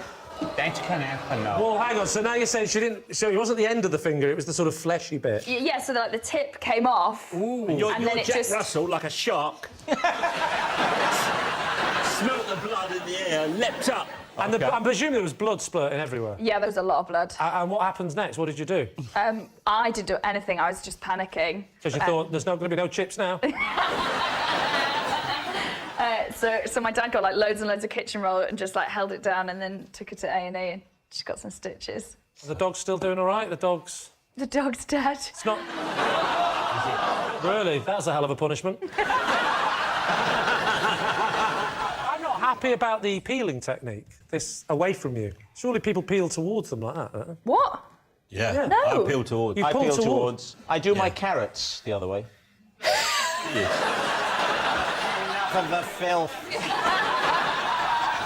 Right, now then, what about David's? So remind us again, David. Well, this is Christina. Hi, Christina. Give us a wave.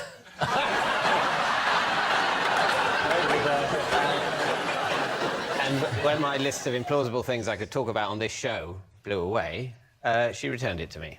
So hang on, where were you at the time? I was in the garden. How many things were on the list? Oh, I mean, hundreds of things were on the list. Well, Hundreds of amazing things that, unfortunately, I can't tell you about for obvious reasons. So I just hundreds of things on the list. Hundreds of things on this list. And the last list. few series have been the best of those things that have happened in your life. Wow. Because I asked them to save the best stuff for after series 30. Okay. In the hope that one of the pair of you will be dead. You're in the garden to that Yeah, I've moment. been copying the list out onto a fresh piece of paper. From what? From an older piece of paper that had become... You're far more meticulous about this show than I am. Yes. I keep a piece of paper with me at all times. Yes, I know. In my you diary. need to in your condition. Yeah. Anyway, it'd been folded up in my diary, and I've been adding these amazing, brilliant anecdotes which fans of the show will be familiar with. Where does it blow to? Over the wall. Your heart must have gone into your mouth when you saw all that magic disappear. Yeah, well, I thought this is a security issue. Of course. Blowing away in the world, someone could photograph it, put it on social media, and there goes series 31 to 36 of this show. Down the toilet, like the paper from the other pocket. And so it blows over the wall. So is this lady your neighbour? No. Beyond the wall at the bottom of the house. Yes. is some allotments. Oh. And was she allotting at that time? She was allotting. Do you run down, scamper down? Well, it blew initially. It rested briefly on a marrow. On a, as you rightly say, on a quivering marrow. Resting on the lawn, and so I ambled towards it in quite a relaxed manner, which I later came to regret, because a second gust of wind took it right over the wall into the allotment. How high is the wall? 100 feet. Wow.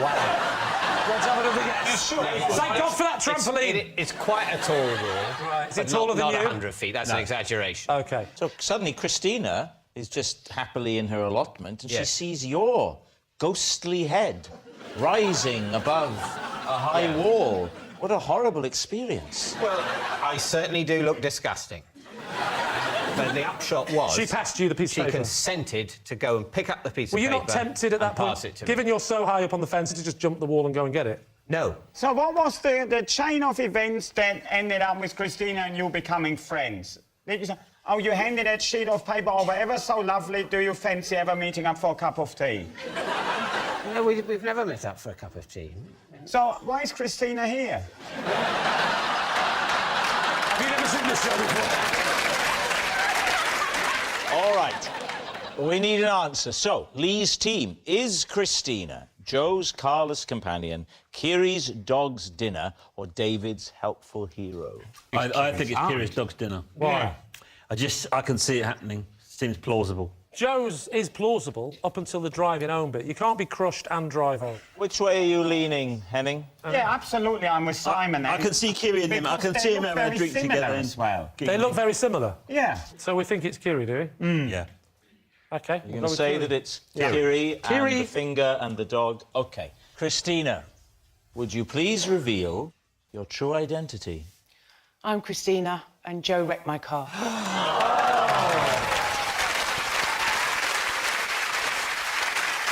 Yes, Christina is Joe's carless companion. Thank you very much, Christina. Which brings us to our final round, quickfire lies, and we start with... It's Lee. Oh. I've devised a simple mnemonic to help me remember everything I need to pack when going on holiday. I won't leave the house until I've ticked off everything on my flip-flop list. David's. OK. I hate to do this, Lee, but could you take us through the mnemonic? What is a mnemonic? I can best describe it as new information that I received about 10 seconds ago. No. A mnemonic is basically flip-flop, so the first letter of the list of all the things I've got to remember. Right. So, for example, you probably want to know what the first one is, F. Yes. Yeah. Can't think of anything beginning with F now. Flip-flop. So flip-flop So the F of flip-flop you use, F for flip-flop. even though the system is the flip-flop system, so you're remembering the word flip-flop anyway, you then waste that first F, reminding you again to take... Is there not a risk you might take two pairs of flip-flop? No. Because he's doing singular, so only packs one flip-flop. They flip-flop. So that's your first F, but there's another F coming up in a while. Now you'll know why I said only one flip-flop. L. L stands for lipstick. Why are you taking lipstick? Because I once... my wife, who always forgets her lipstick, always says, darn, I've forgotten my lipstick. My whole 2-week holiday is ruined. They never have the product I've got in this country. So I got so annoyed by this over the years. I thought, from now on, I'm going to take the lipstick so that when she gets there, she won't start kicking off and ruining the whole trip because her lips aren't red enough. I is for the passport. I for passport? Yeah, because it's got me in it, and I remember myself as I. Okay. I must remember... It's I. Who's that? That is I. It's I for ID. No, I never went with that system. No. And now I think about it, I won't help it's you. Crazy. Lee, you know that in just one letter's time we've got a P, which would seem very well suited for passport. It would. So what's P? My wife's passport.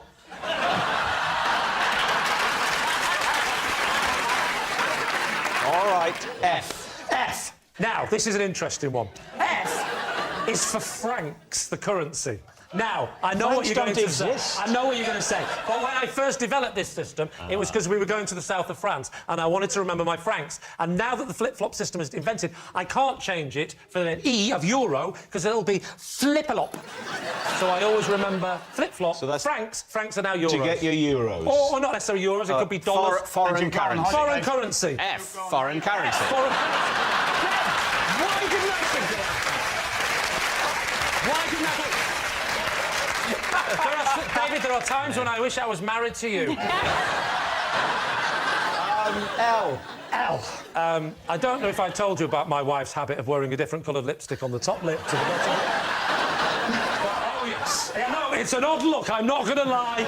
It's an odd look. So it's another lipstick. Oh. Now, as everybody knows, when you go on holiday, there's one thing you've got to remember. And that is... the suntan lotion. I go a weird shade of orange in the sun. And if I think of an orange, I always think of the suntan lotion. Yeah. Because orange body, suntan lotion. I mean, I don't know what you're going to use the P for, because you've covered everything you'd need. I take a spare passport for my wife, because we have the old passport. You know you keep the old passport when you renew? I always take it. Why? Because they cut through it. Yeah, they cut through it. But we once, you know when you just flash them occasionally, we once lost the passport and used the spare one and went like that, and it worked. Flip-flop, it's FLIP. It's 8 letters, and you use 3 of them for passports, 2 of them for lipstick. Yeah. And over half of it is passports and lipstick. What do you think, Joe? Not much. Kiri, which way are you leaning? I think it's a lie. David, what's it going to be? I think we'll go lie. Right, well, feel the tension. Lee, were you telling the truth, or was that a lie? It's a lie. Yes, it's a lie. Lee doesn't use the word flip-flop to help him pack. That noise signals time is up. It's the end of the show, and I can reveal that David's team have won by 3 points to 2. Thanks for watching. We'll see you next time. Good night.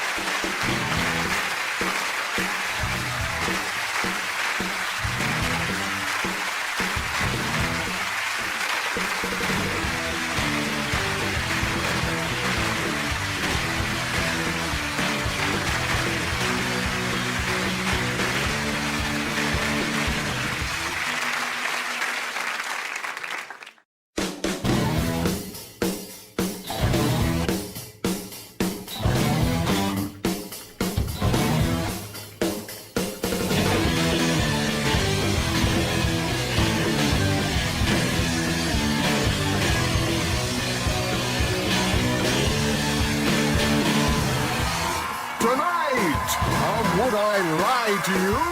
You'll laugh till you weep. Joe Ben! He's a Queen Vic's black sheep, Larry Lamb! And their team captain, David Mitchell! And facing them tonight, good at sums, Carol Vorderman! He's a hit with mums, Russell Howard! And their team captain, Lee Mack! And your host, Rob Brydon!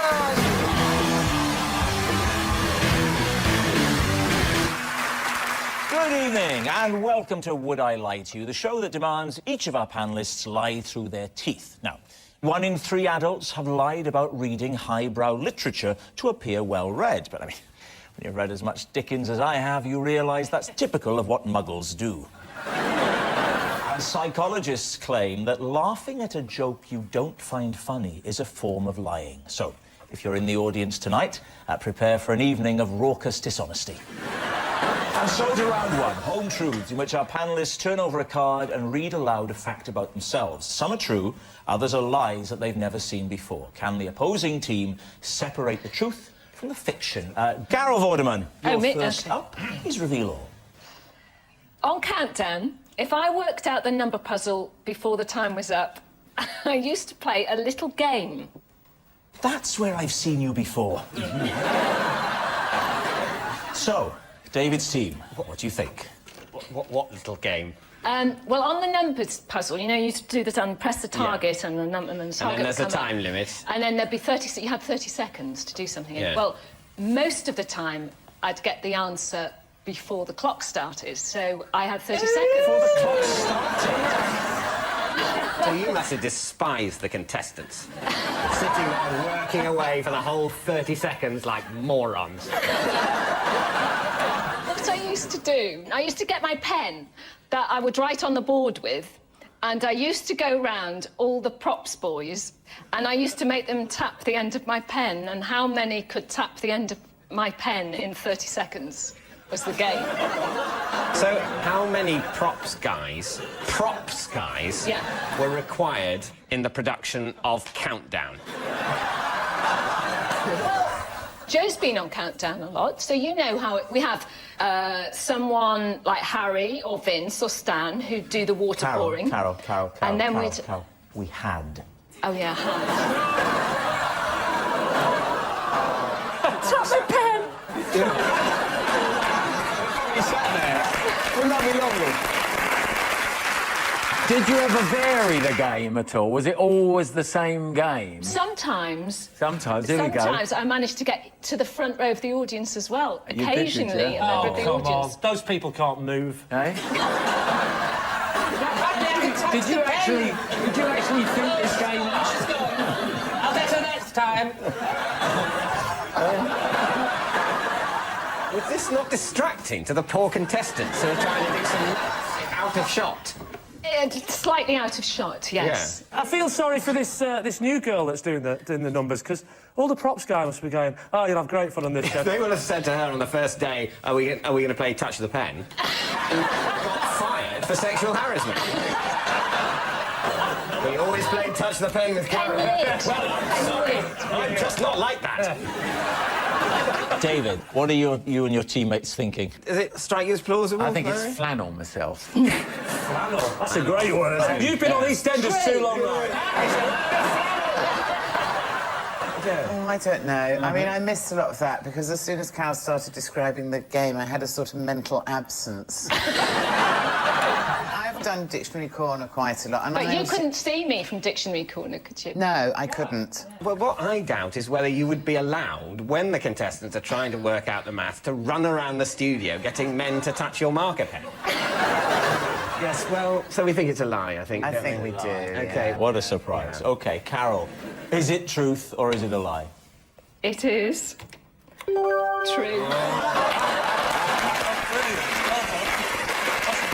Now then. Oh. And do you know what? It actually is lots of fun. So, you seriously did this? It was a ritual, and after about 15 years, it gets funny, really, when, you know... Wow. people- That's what we're hoping with this show. And do you know, when I was being really cheeky, I'd take the top off, and then they all got dirty fingers. I think you just like to behave outside of society's rules, don't you? I wouldn't be surprised to find out you're an enthusiastic dogger. Right, so, Larry, your turn to confess all.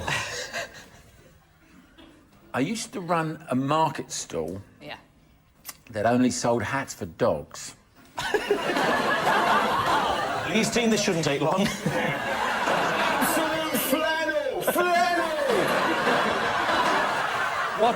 What year was this? It was in 19... There we go. 19... Larry, we're supposed to go. Here we go. Look, you don't do it by yourself. No, it was in the 1960s. The 1960s? Yeah. And this was your own business? I was a wasn't it? lad. I was still at school. You were still at school, and you thought, I'm going to hit up the booming dog hat market. I was pretty enterprising lad, I tell you. Can you give me some... In Harlow. What was your top seller? Harlow. The top seller was a plaid one, funnily enough. Yeah. Yeah. I was going to ask about sizes, because Sizes. obviously the sizes of dogs... There were only 3 sizes. What were they? They were, well, small, medium and large.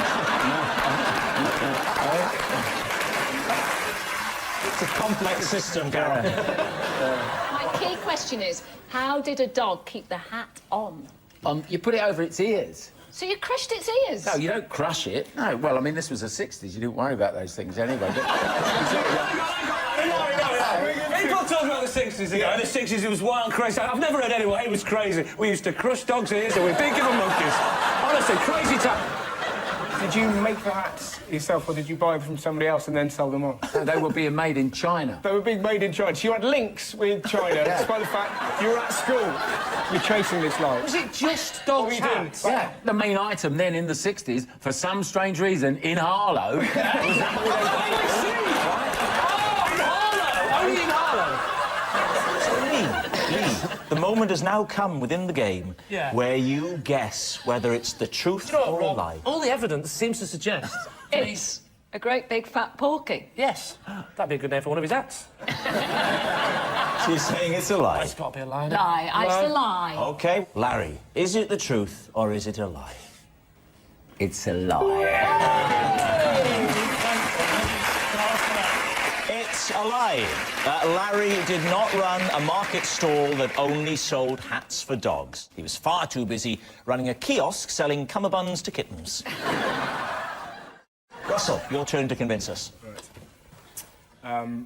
I used to put my underpants on my head to cure my acne. Sounds reasonable enough. David. Were they on your head like a hat, or were they just covering your face? No, I only did it at night. I didn't... Well, you slept? Yeah. With like an underpants mask? Yeah, I'm ashamed to say... Were these the underpants you'd been wearing the previous day? No, I'm not a weirdo. I had a system. I tried to. I was 12, and I really, you know, I was into Nirvana and stuff like that. I didn't want to cut my hair, greasy hair, so I thought, hang on, I can't ask Mum for like a hairnet, so I'll just whack some pants on like that, nice and tight, and then I'll sleep, and I'll wake up and it'll be fine. If the pants were tight around your head, they must have been pretty tight when you wore them as pants. That's just what I was thinking. I think that's a bit of a clue. My waist is wider than my cranium. David, you can't see Daddy. He's all small and withered. You're saying he tapers to a point? Yeah, exactly.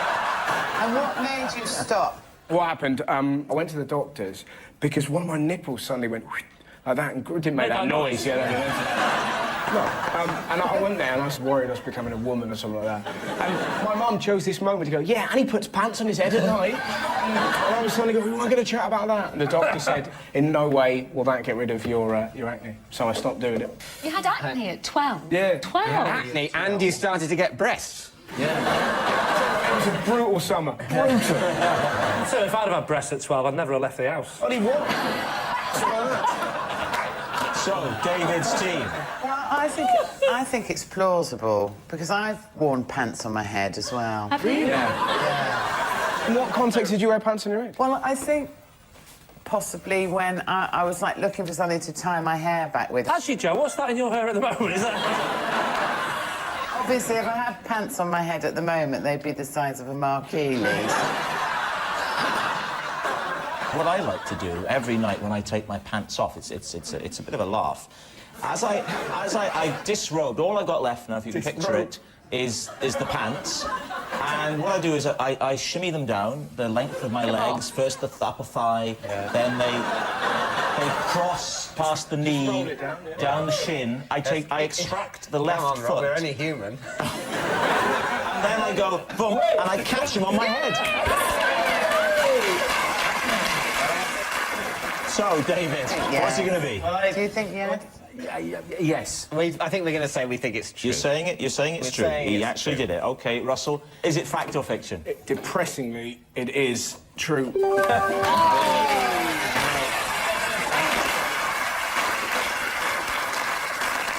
Our next round is called The Ring of Truth. I'll read out some celebrity facts, and all our team need to do is decide whether they're truth or tosh. Take a look at this fascinating clip of rock and roll star Liam Gallagher. People were scared to talk about what it actually is that makes a rock star. An example of this is Liam Gallagher, who at various points looked quite androgynous. What does that mean? That you have a feminine quality about you as well. Oh, what? Feminine quality about you. What does that mean? Well, you're not just some, you know... I'm a bird. No, I'm not saying you're a bird. What does that mean? Well, it's like you're not, you know, some 15-stone hog. What? You have that kind of androgynous. It's a kind of you got a bit of feminine in your masculinity. Have I? Explain. How does that mean? I'm a pretty boy, yeah. Yeah, I'm pretty good looking. I take care of my hair. Bit obsessed with my hair. You got to have a decent haircut if you're the front man of a band, you know what I mean?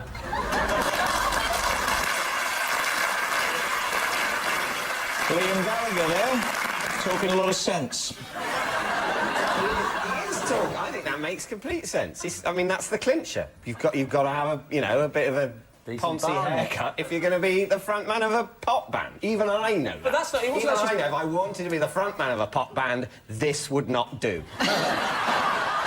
Robert, might I ask you, with your #1 hit single earlier in the year, did you do anything special with your hair? I just try and hang on to it, basically.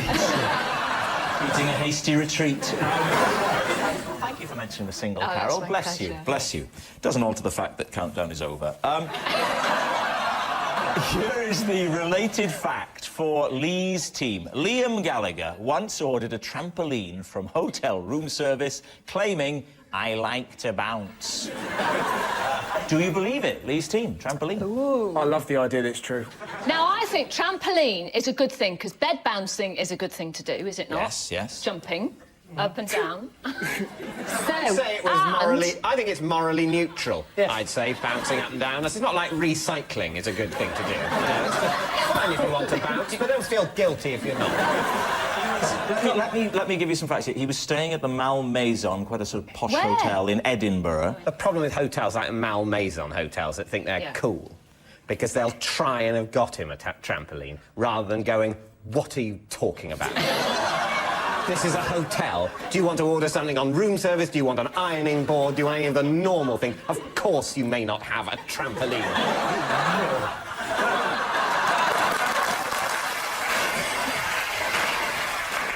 We might have been playing that game where you ring room service and just make up something really stupid to see whether they'll... Have you not? No, it's great. It's really good fun. I like to phone up and say, "I'd like some nuclear material, please." I think it's absolutely the truth. You I think don't. it's true. I do, I think it's true, and I think it's Are you really... right? Oh, yeah. How can that be the truth? Because he's clearly off his box. Both think that is true. What do you think? My team think it is true, so I think it's true. All right, OK. I can tell you that, in fact, it's true.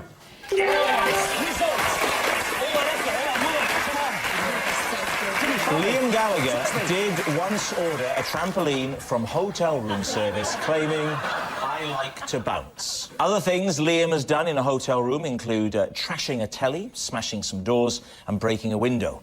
He really is very poor at trampolining. Which means at the end of that round, David has 3 points and Lee also has 3 points.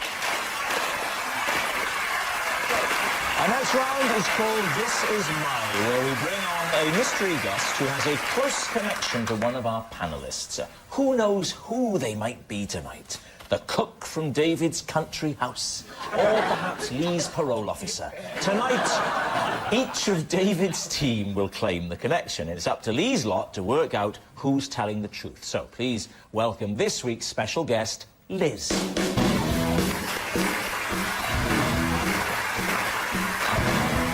Welcome, Liz. So, I'll start with you, Joe. What is Liz to you? Well, this is Liz, and when she was a baby, I accidentally dropped her in a pond.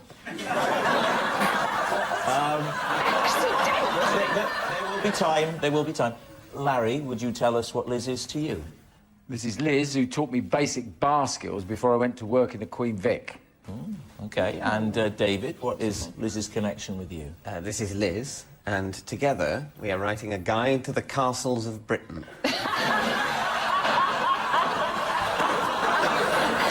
Plausible. Lee's team, where do you want to start? I think we've got to start with Joe. What are you talking about?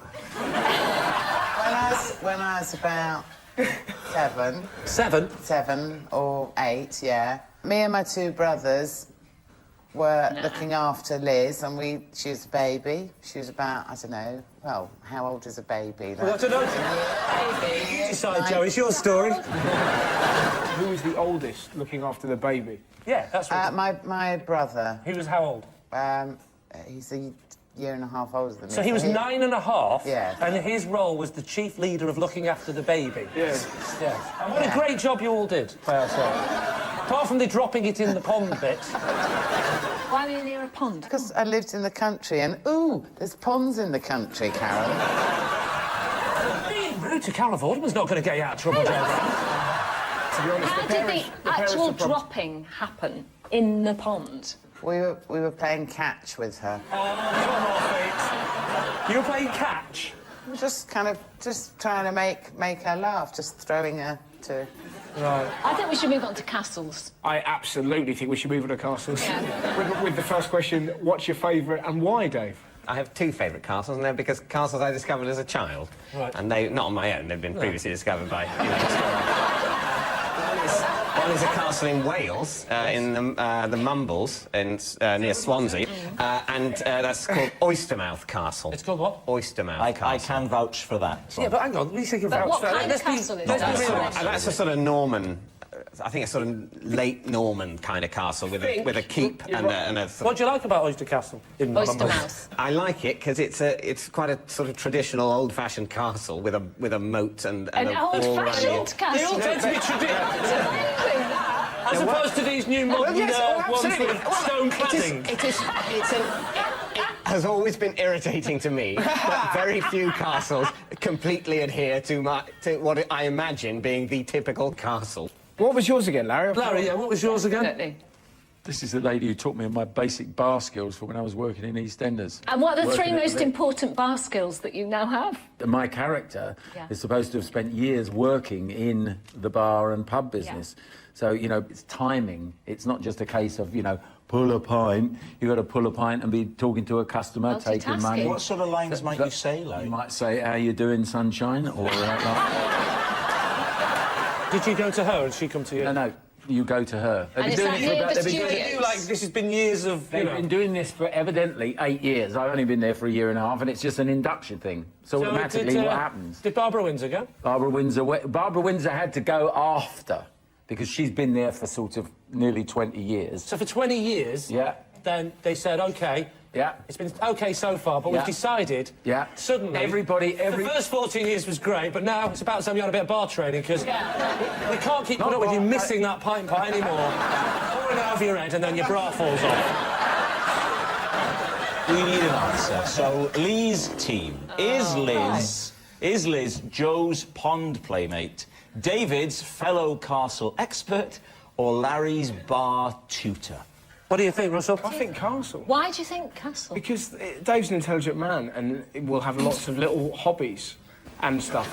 This is definitely Larry. It's definitely. It's not Joe. That's completely inconceivable. You would not give a very small baby to 3 very young children, not even in the 60s. Who went in the water to get the baby out? My brother Bill. No. Well, because he had the right beak shape. Lee, I'm going to push you for an answer, Lee. I'll say that. I'll go with it. You're saying it's Larry. I don't think any of them are OK. It's true. Liz, would you like to reveal your true identity? I know Jo. She dropped me in a pond when I was a baby.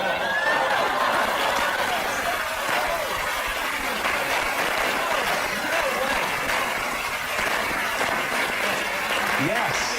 You've actually got a photo of the two of you together.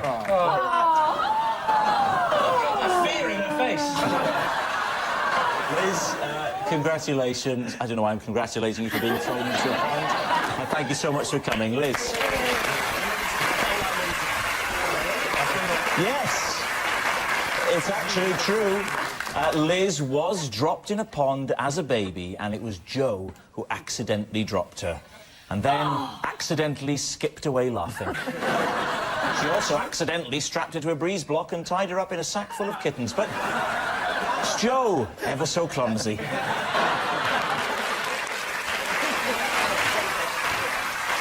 Which brings us to our final round, quickfire live. Lee's team are currently behind, so they need to do better here. And we start with...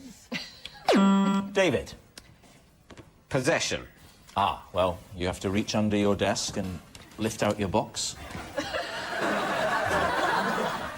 OK. Yeah?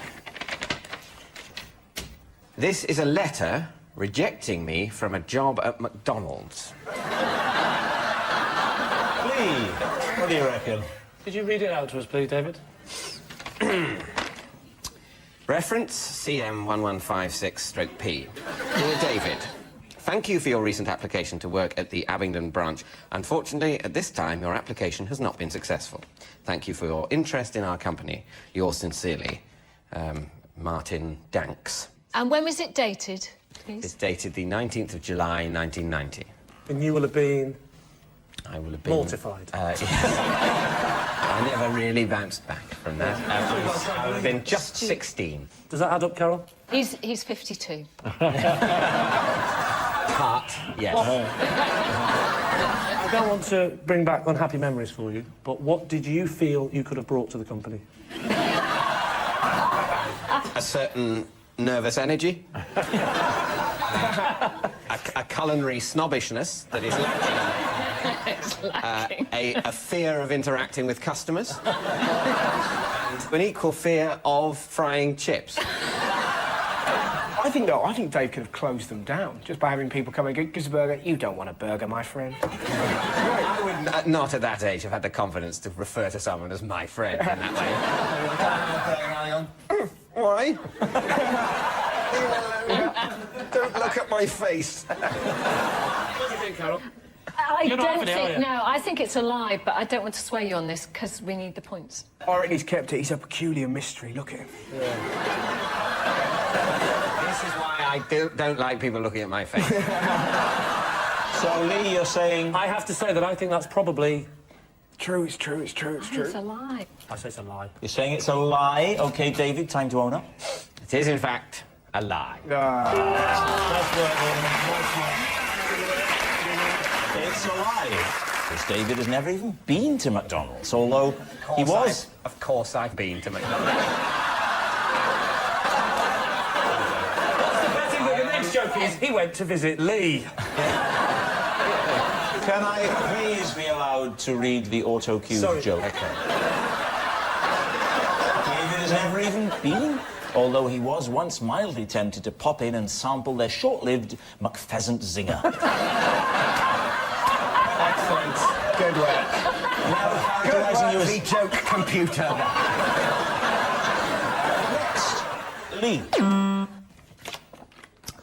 I once picked up a hitchhiker and scared him so much he cried. David, do you believe him?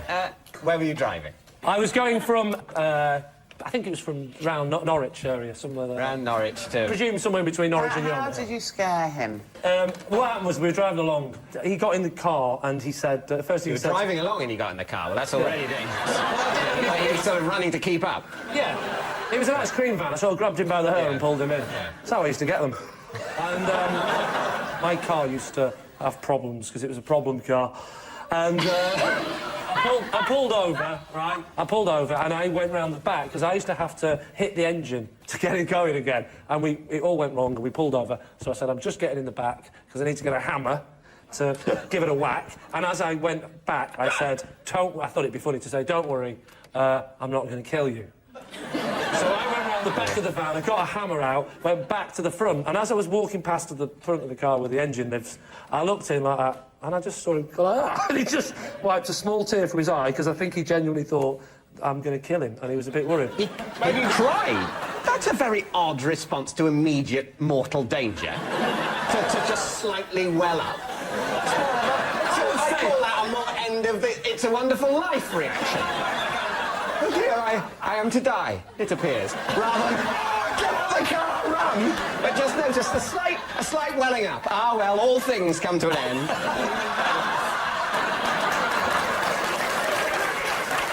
David, what do you reckon, then? I think the stuff about like having a dodgy car that he has to hit in a certain way with a hammer to get it going. I think that side of it. Well, let's just leave it at true. that, then.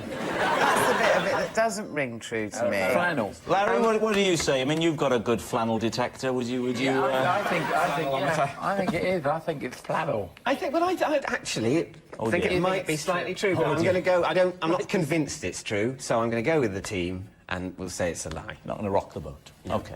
Lee Mack. I say that it is indeed the truth. It's true.